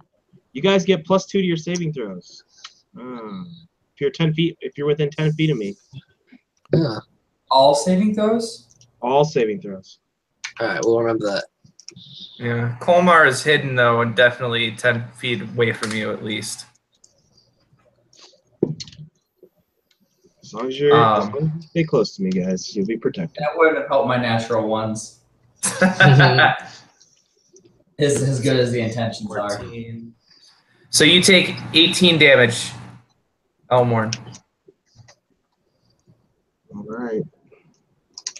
Uh, This bite is not slashing or piercing or bludgeoning. oh, you take half that. Thank you.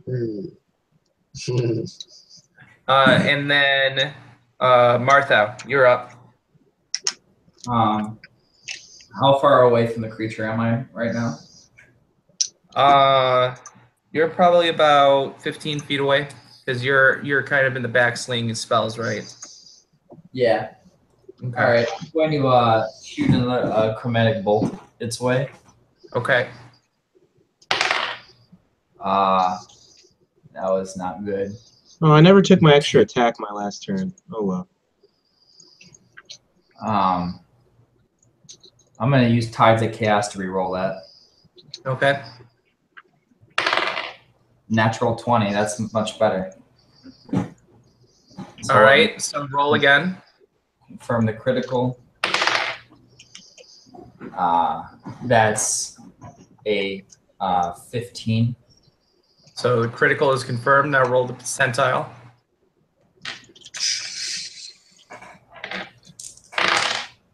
$87.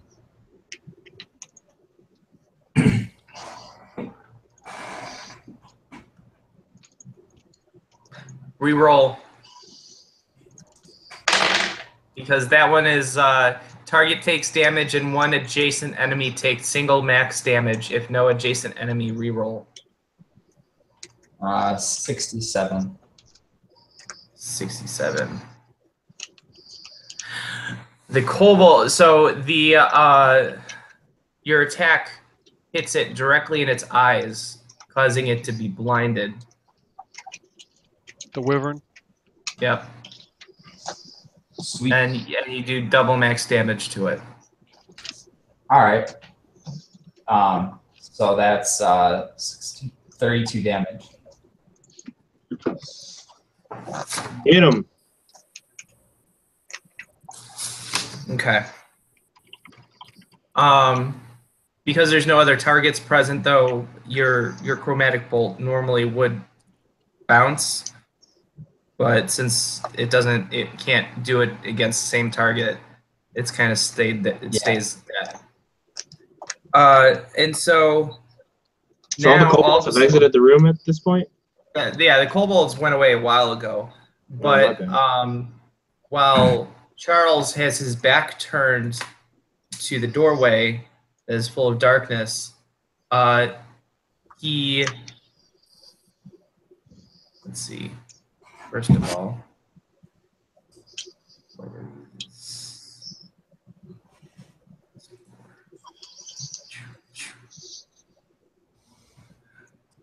so there is some kind of clay pot smashes against Charles's back, breaking.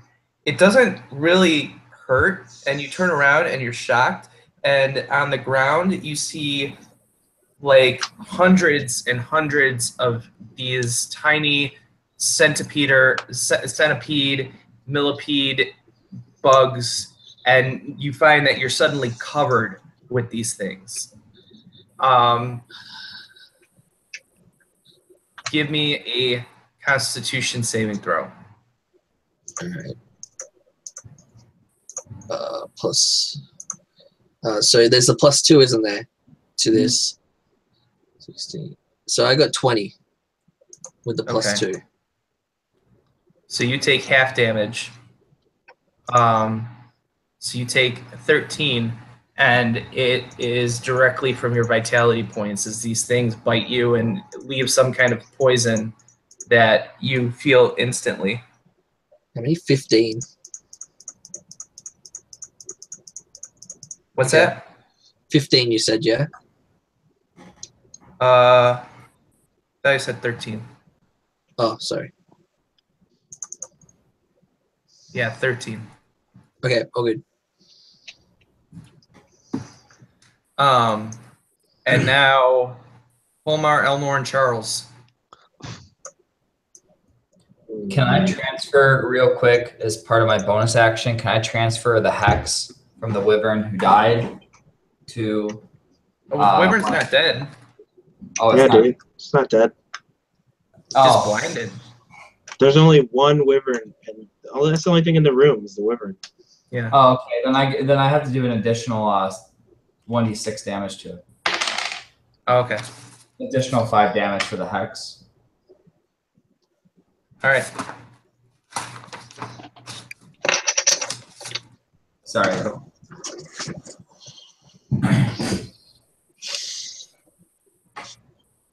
So Kolmar, Elmorn, Charles.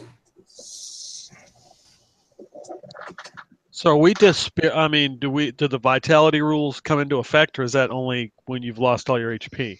That's only when you lost all your HP. Okay. All right. Well, I come out of my hiding position. How close am I to the wyvern? 10 feet. Yeah. Reach out and give him a touch. I'm going to do inflict wounds. Okay. I'm going to cast it at 2nd level.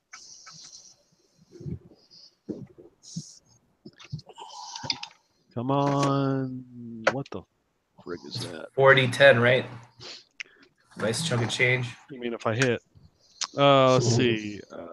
10 does not hit. It's at advantage, isn't it? You came from stealth. Yes. Good Oh, call. well, thank you. Hey, 21. That does hit, so I don't have to use an action point. Sweet. All right, so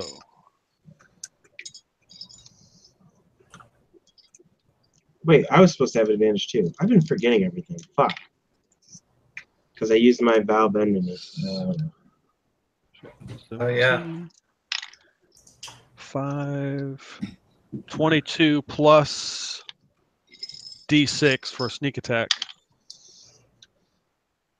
Right? Yep. So that's 27 necrotic. Whew. All right. Describe how it dies. Oh.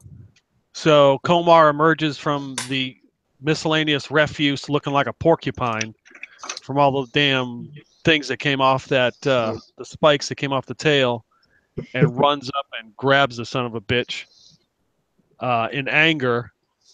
And you can see the wyvern turn as he grabs him, and then his body starts to quiver and shake, and the life goes out of the wyvern, and he drops to the ground. Nice. Now, Charles, you are still covered in bugs. So you have an action you can take before you have to make another Constitution saving throw.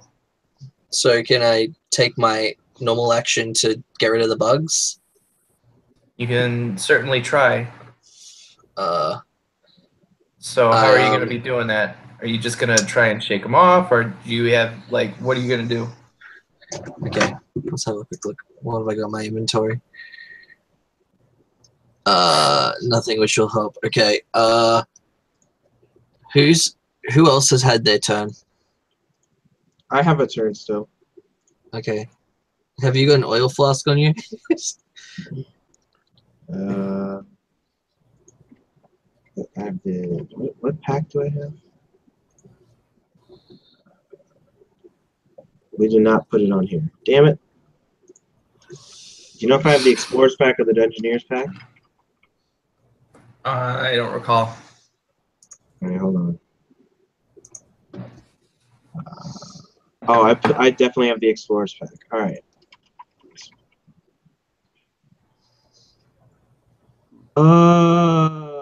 No. I have torches. Okay. That's not good. I have eggs. I guess, yeah. But you can't have them. Okay. I guess I'm just going to frantically start brushing them off. I don't think there's anything else I could do. Okay. So give me... I'll let you choose dexterity or strength. Is he within 10 feet of me? He gets +2. It's not a saving throw, it's a check. Yeah. Alright, yeah. I'll just go for strength. Which is 20. Okay. So you're able to get them off you. Hell yeah. I And start all these squashing the are- bugs. yeah, they're all scattering and everything. There's so Stomp. many bugs. So many bugs. And Um, you hear like a yipping from the room. ugh, From the bugs? No. no, from the kobolds. Oh. Yeah, I just And- take and cover Martha, behind. Martha, the you wall. recognize that as a kobold laugh. They're laughing at us, boys. Let's give them hell. Is there any way I can use Grim Harvest to recover some vitality since I haven't lost any HP? Oh, good point. Yeah, that would be perfectly fine. Okay. Okay, twice this. Okay. 3 times the spell level if it's Okay, necromancer. so I believe. 6. So I get 6 back. What is it? What does that do? I get some of my vitality points. Grim Harvest. What does it do? What are you doing to get it back? As a necromancer, if you kill something with a spell, you get some health Oh. back. And if you kill it with a necromancy spell, you get more back. Gotcha. Nice. Winning. Yeah, so now you guys, what are you guys gonna do now? Can we There's see, still bugs.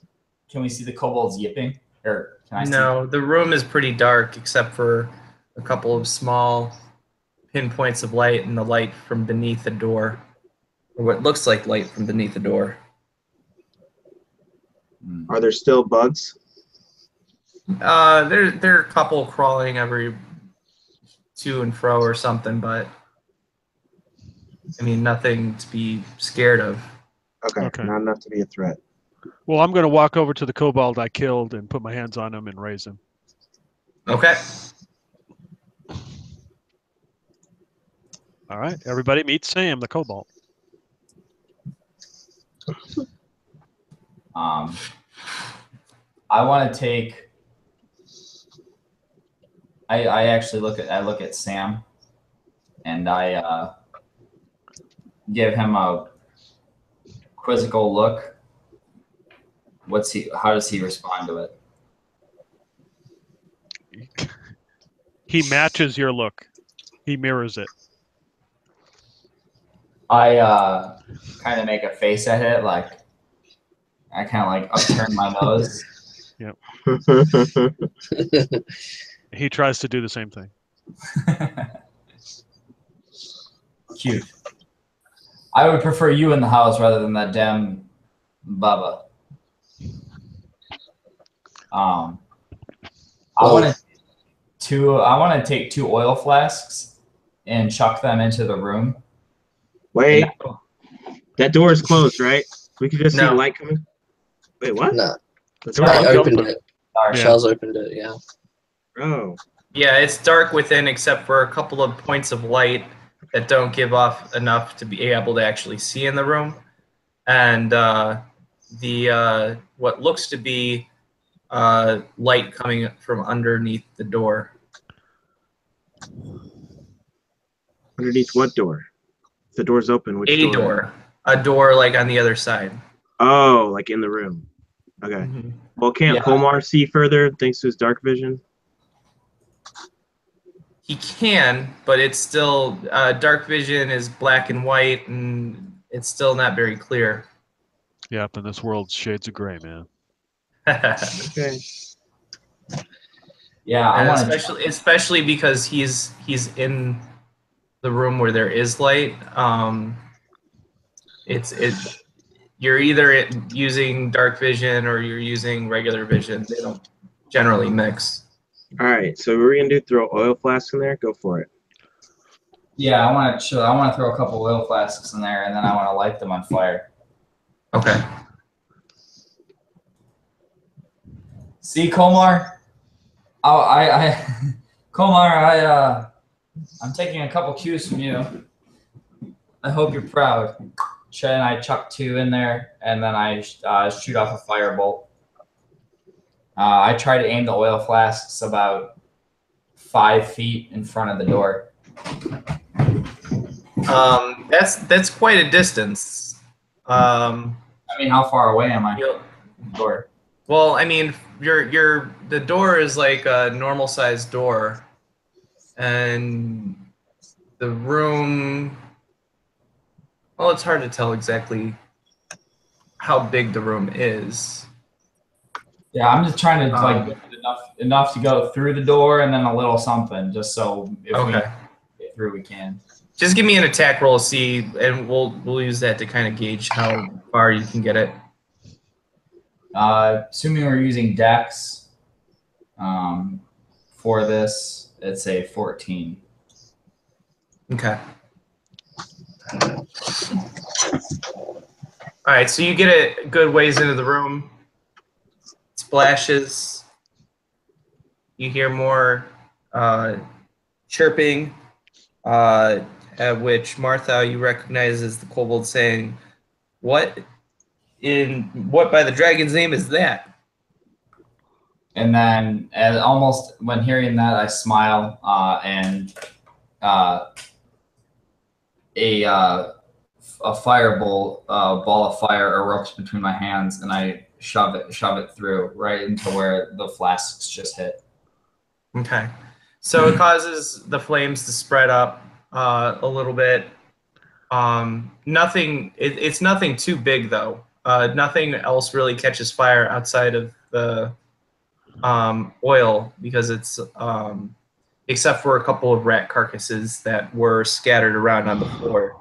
But it does light the room and shows that the room, especially towards the middle, is just absolutely covered in rat corpses. This is great.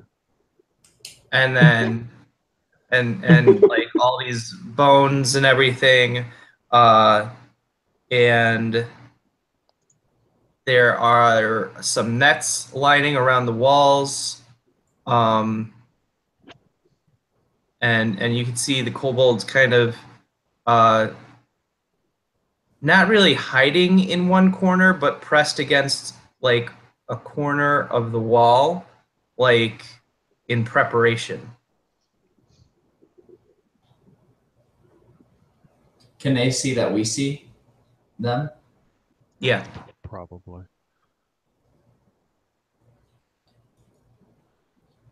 Can I want to speak to the kobolds, and I want to threaten them.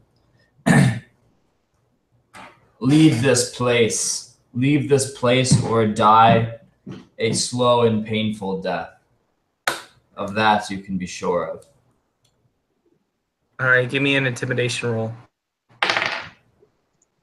17.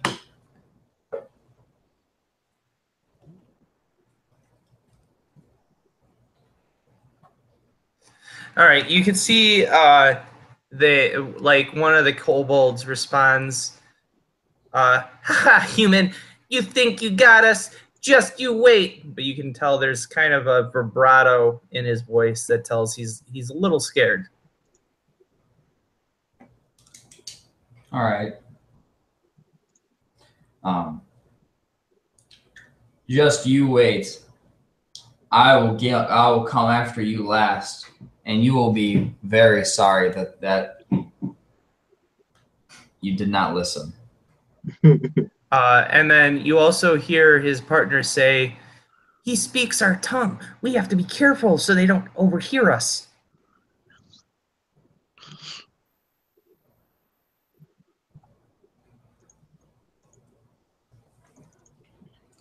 So is that whistle around that Yeah. kobold was using?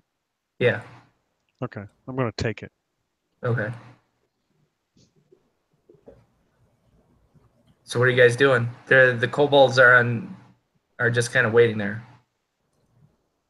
Since we see the kobolds and the wyvern died, would I be able to transfer the hex to one of the kobolds, or did I hex? You can transfer the hex to one of the kobolds. Okay. I'm going to transfer it to the one that that was acting all bravado to me. Okay. And what ability are you hexing?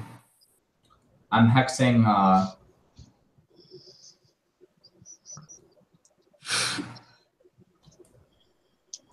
it's dexterity.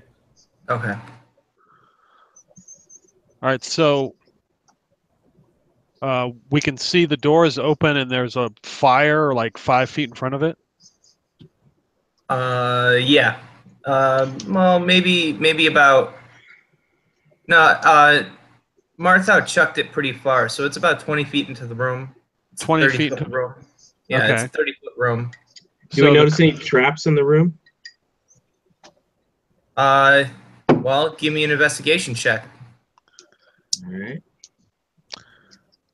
So the kobolds I rolled that are a nat 20. there we go. Okay.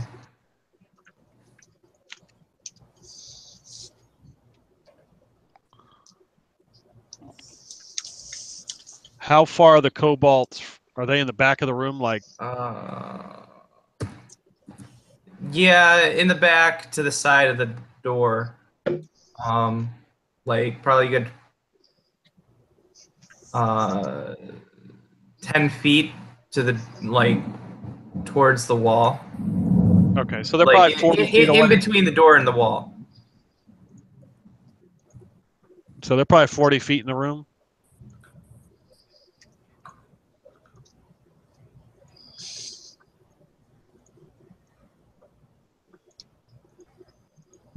No, I don't know. So they're probably clustered together. I'm sorry? They're kind of clustered together talking. Yeah. So they're about 40 feet or 30 feet in the room. The room is 30 feet. Oh, okay, okay. Yeah. All right. So I'm going to walk up to where the door is, not go through the Wait, door. Kolmar. Okay, what? There's a tripwire. Watch out. Okay. Walk through anyway. Where's the tripwire? Is it in the door frame? No, not directly in the door frame as one would expect. It's a couple feet in front. Okay. Well, I'm going to walk up to the door frame and pull out one of those rocks from the giant's wrath and throw it where they're at. Okay. So that's a dexterity save for them, right? Yep. And what's the DC? 14. They're probably good at that. Not one of them. Well, this saving throws. Hex doesn't affect saving throws. Early checks. Gotcha. Yeah, and they passed. They rolled an 18. Okay, so they take half damage. They take 6 bludgeoning. Okay. Unless I get sneak attack too, which I don't think I get that for that. No, but they're pretty hurt, and you can see them seem to kind of disappear. And if you want, you can give me a perception check. Anybody that was watching to try and get a sense of what happened. I'm not perceiving shit. The fire's in my way. Can't see over it. Yeah, me neither. I got 7. Peeking around the corner, Charles gets a 14. And Martha also gets a 14.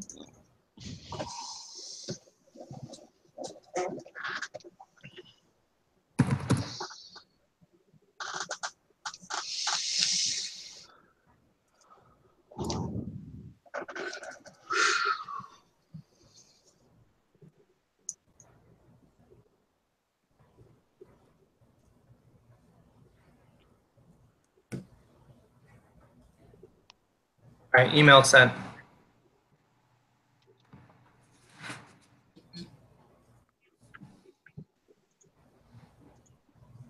Let's see.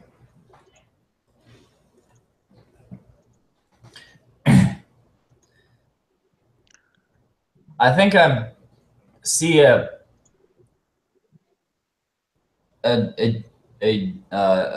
variation in the stone. Perhaps there's some sort of door that they went through.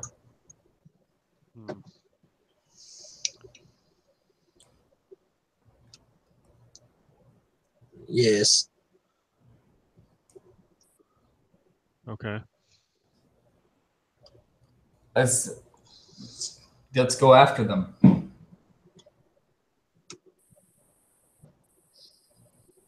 And then Marthal goes into the room. Did you forget about the tripwire, fool? Click. Oh. Can we see the tripwire? Yeah.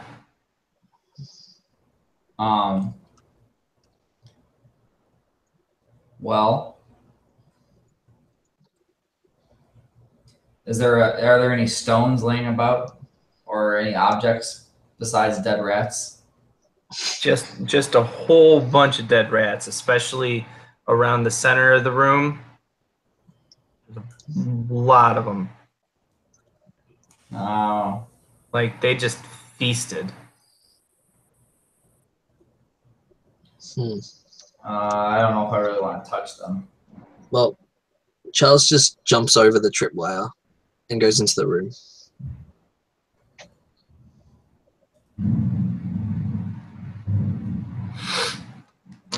He looks around.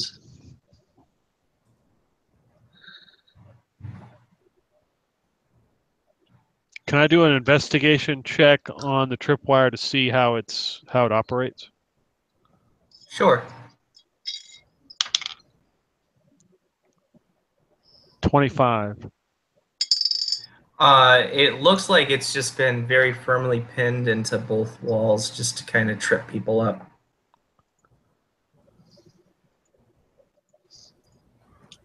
Okay. So Charles, you jumped over the tripwire? Yeah. Okay. Give me a dexterity save. Thankfully, Charles is more nimble than fucking Peitri is, so. Good work, old man. That's a 14. Okay. So, unfortunately, although based on the way that you described it, now you maybe argue, but just in my head, the way that it played out, you jumped over the tripwire, but the tripwire was made to kind of get people to put force going forward. Okay. And so there's, which reveals that there's like a false floor. No,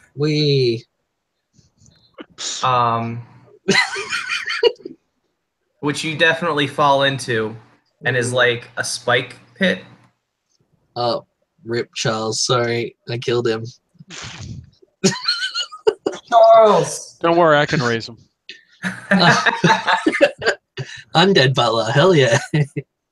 It's not the same, Kolmar. It's not the same. Charles, can you hear me? So Charles just took 44 piercing damage. Hey, he lives. Ouch. And you're gonna have you're pretty hurt.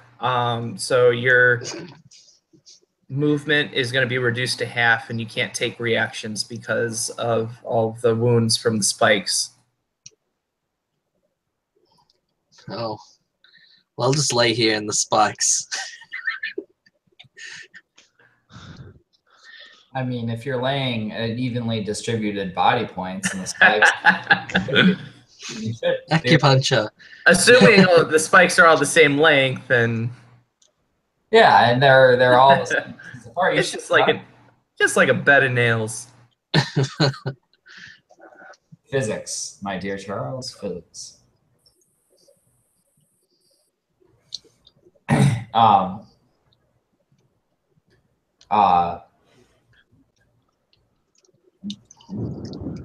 Does the trip? What is what does the wire appear to be made out of?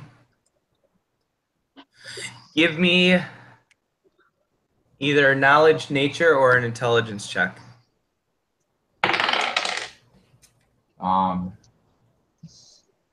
See, knowledge, nature, knowledge. I mean, it'll be 19. It looks like some kind of spider silk, but much stronger than the spider silk that you normally would encounter. Can I shoot a firebolt at it? Yeah.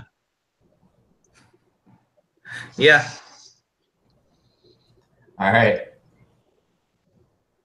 just burns up. It's just a cantrip. Yeah, it just burns up. So as Kolmar goes to take his thieves' tools out to dismantle this device to use it, the web is burned up. Right. There. No more problem.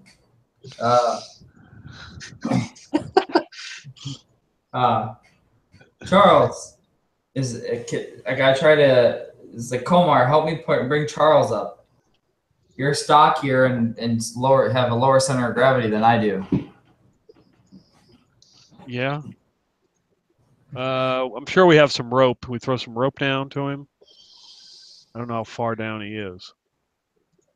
Can you tell? Yeah, he's not too far down. It's probably, the pit is only about 10 feet, and the spikes are probably about 5 feet in length each. So it's, I mean, it's... Ow. Impaled.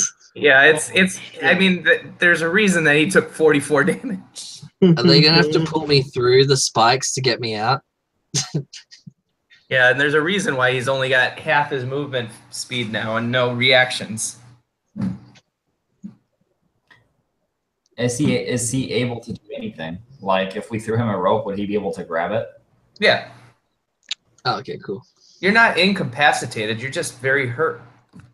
Okay. Sometimes they're one and the same.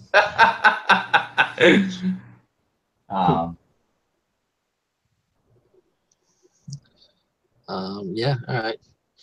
Throw me down the rope. All right. I don't have any rope in my rope. equipment. I'll throw him the rope. Charles, take this rope. Charles also has a whole bunch of rope. Yeah. Here, guys. Yeah, it just falls back down in the pit. Yeah, so I grab hold of the rope and climb up. Okay. So, leaving some blood-streaked spikes and bleeding pretty badly from several wounds on your body.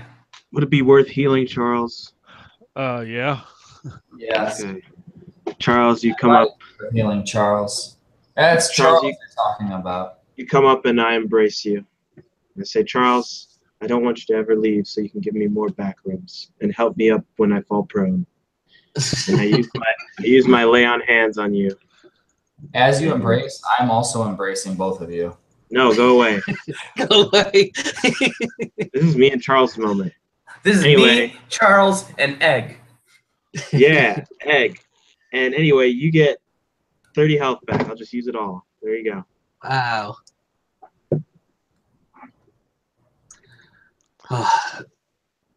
Well, it's kind of an awkward moment to see this. Very so thankful. Kolmar hugs Sam. It takes a long time, too. I have to transfer all 30 points to him, so it takes a long time. It's just like a really long hug. Really awkward hug. It's about 1 point per 2 seconds. So it's just like, doot, doot, doot. It just slowly feels better. There's just a bottleneck in your healing. Yeah, I was intentionally doing it just so the embrace would last longer. Charles, Anyway, that's what the Charles power love does. hopefully Charles feels better now with 30 extra health points. I feel young again.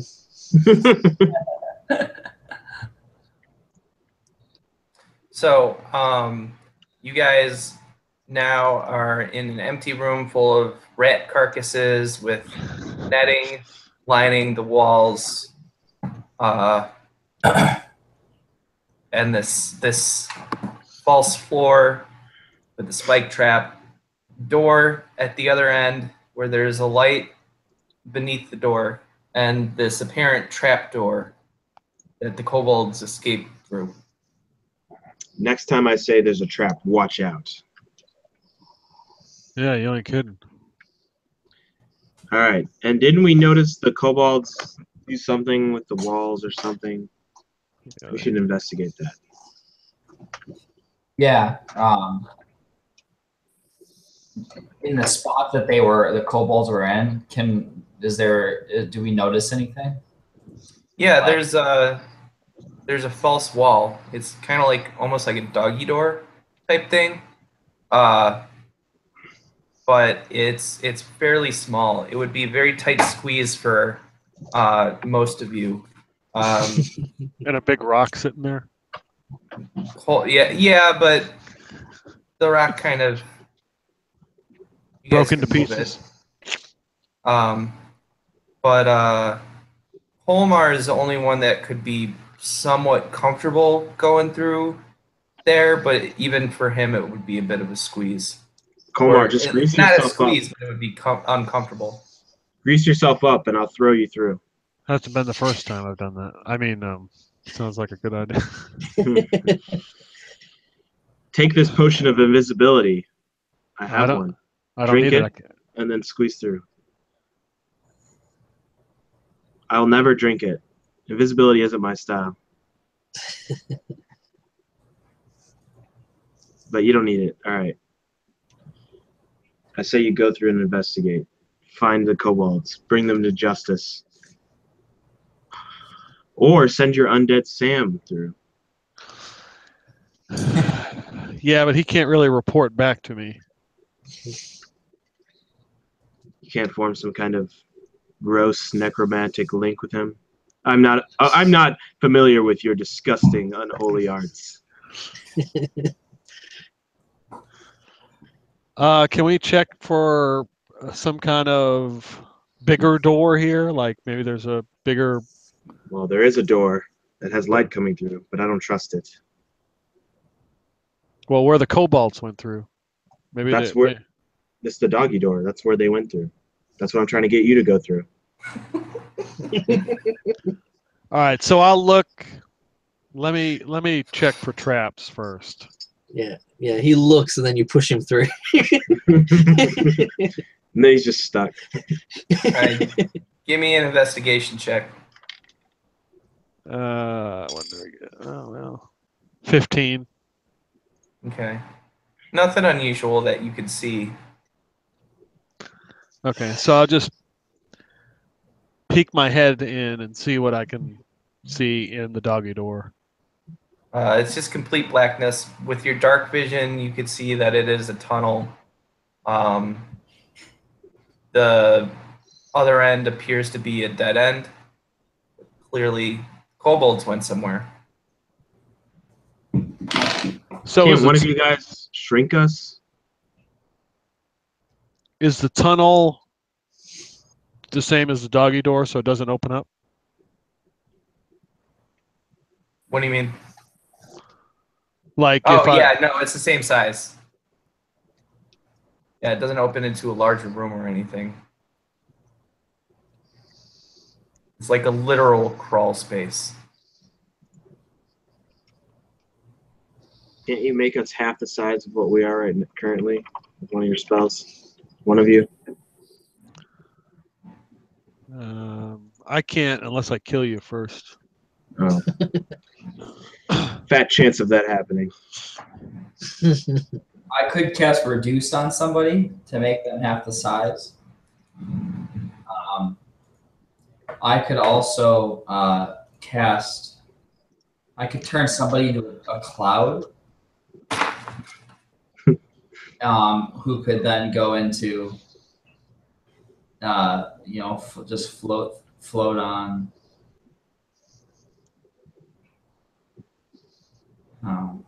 So.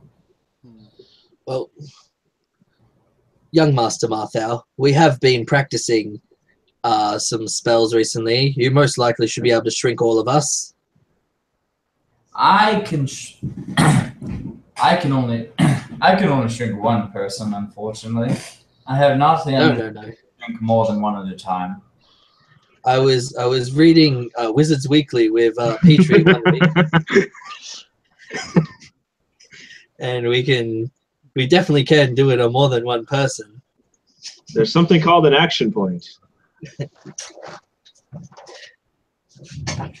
There's something called I only have one action point. I'm willing to share, sir.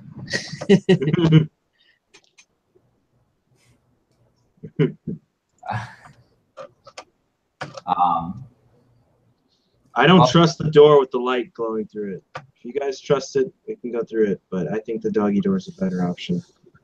Well, I could shrink everybody. I could shrink Elmorn, Charles, and myself to Kolmar size.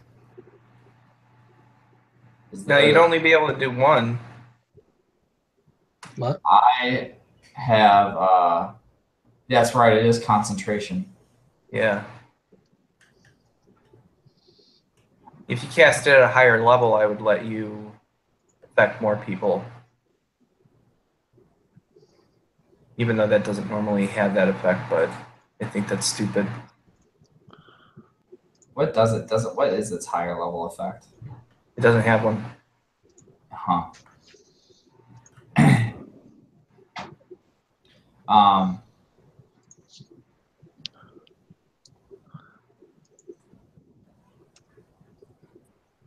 Well, I can reduce 3 of us if I cast a higher level and then use an action point.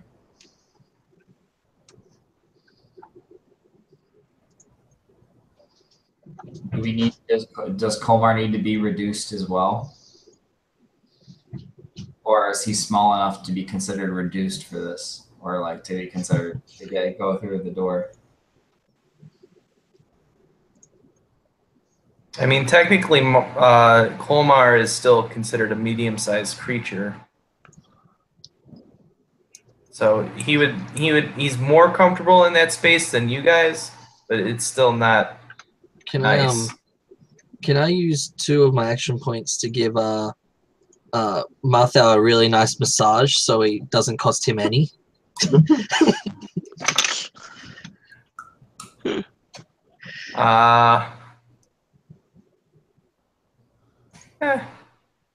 Yeah.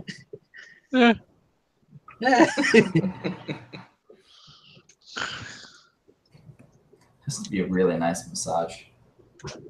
I think actually, let's call it there, because I need to get to bed. I can't be up much longer. And we will start off next week here in this room, figuring out if you guys are going to go through the door or go through the little doggy door.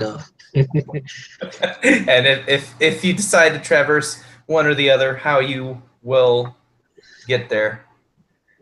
I don't. Thanks. What do you guys think about tonight's adventure so far? I feel like the wyvern should have had more attacks. It had a lot of attacks. It didn't land any of them because I rolled missed everything. Yeah, exactly. I really did. +8s or something added.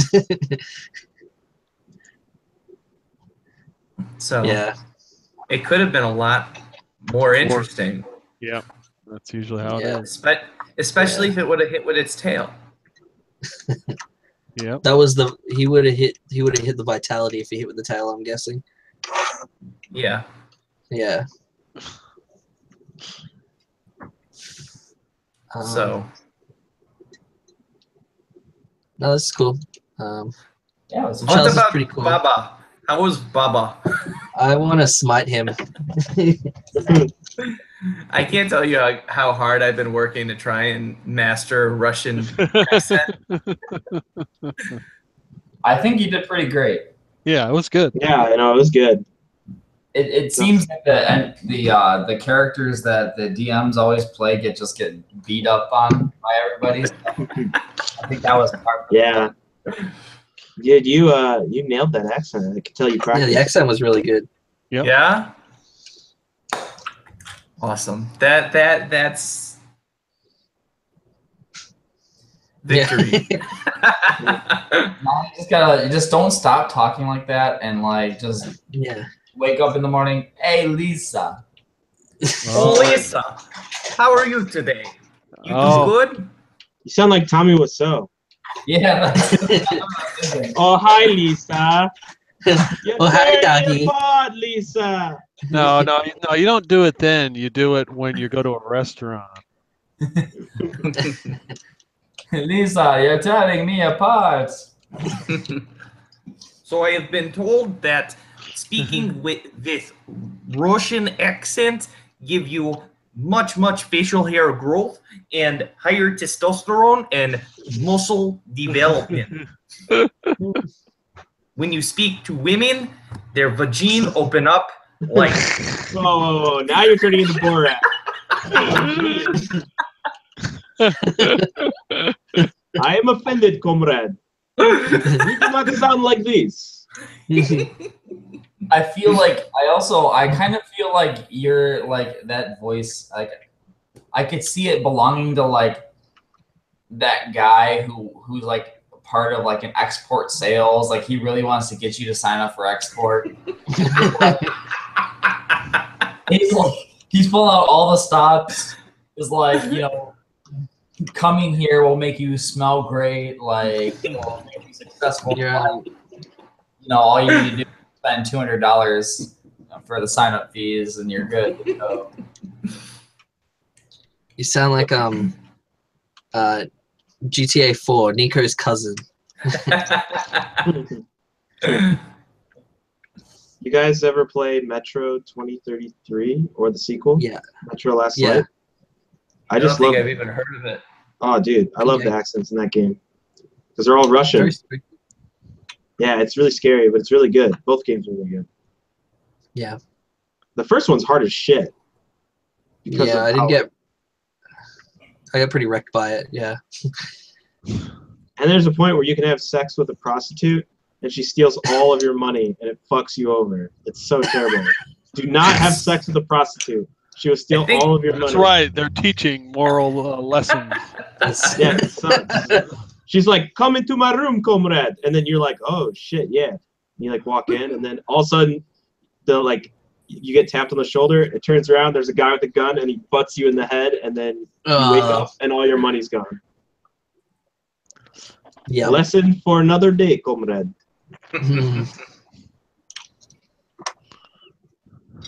That did well. Yeah. But you were like suka, and they say that all the time in that game. Yeah, it means little bitch. Yeah.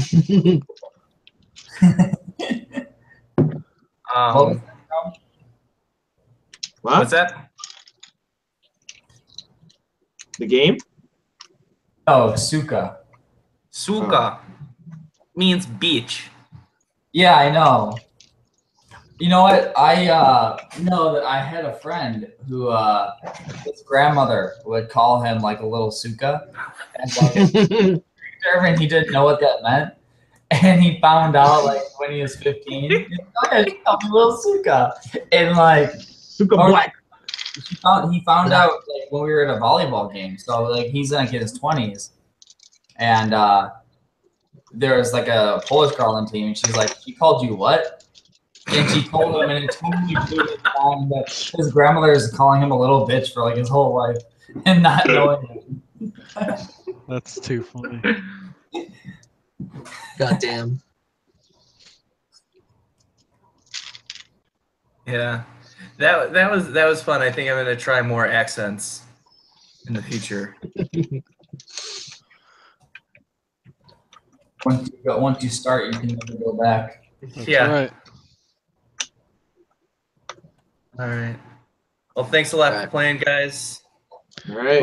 Are we doing something different next week? You said.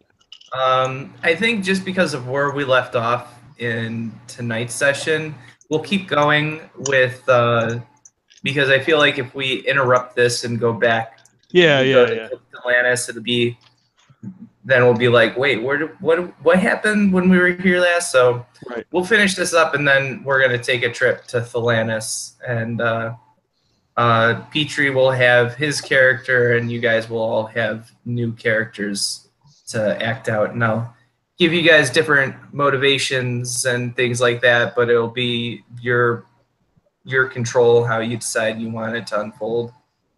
Okay. So you have some idea what you want us to play, or? Yeah. Well, I'm thinking you might just play like different versions of your characters, and so statistically there might not be any changes, just kind of maybe in personality, maybe slight changes to appearance, or it could be different, completely different. Like tree folk or something. Yeah. So like for example, you might still be some kind of version of Kolmar. You might appear like Kolmar, kind of like so Wizard of Oz actually with the Yellow Brick Road wasn't too far off. So you might be like, you know how the Tin Man was really some other person in Dorothy's life. Right. So you might be, instead of Kolmar, you're the dude that doesn't bring back undead minions, but has like little tree minions that kind of follow you around. Okay. Something like that. All right. It might be something like that. I'm still trying to like figure it out, and we'll make it a conversation as we get closer to that. Oh, okay. Okay. Cool. Yeah, but you guys will definitely be having some different motivations than your characters normally would, because there's a specific reason that Peitri landed in Thelanis, and there's a Thelanis has an interesting structure. If you guys want to like read more about it conceptually, Keith Baker on his website for Eberron talks about Thelanis and how to utilize it, and I kind of use that as inspiration. Okay. It won't give anything away necessarily with what I'm planning specifically, but it'll kind of give you an idea conceptually what I might be working with. Okay. Okay. So Cool. yeah. Very nice. Alrighty, guys. Well, you guys have a good night. I need Bye-bye. to wake up early to be in Deerfield tomorrow. All right. Good night, dude. Good. Have a safe trip to Deerfield. Man, good luck. Thanks. Say hi to all the cat CEOs for me there. Yeah, I won't be doing that. All right. Mm. See ya. All right. Later.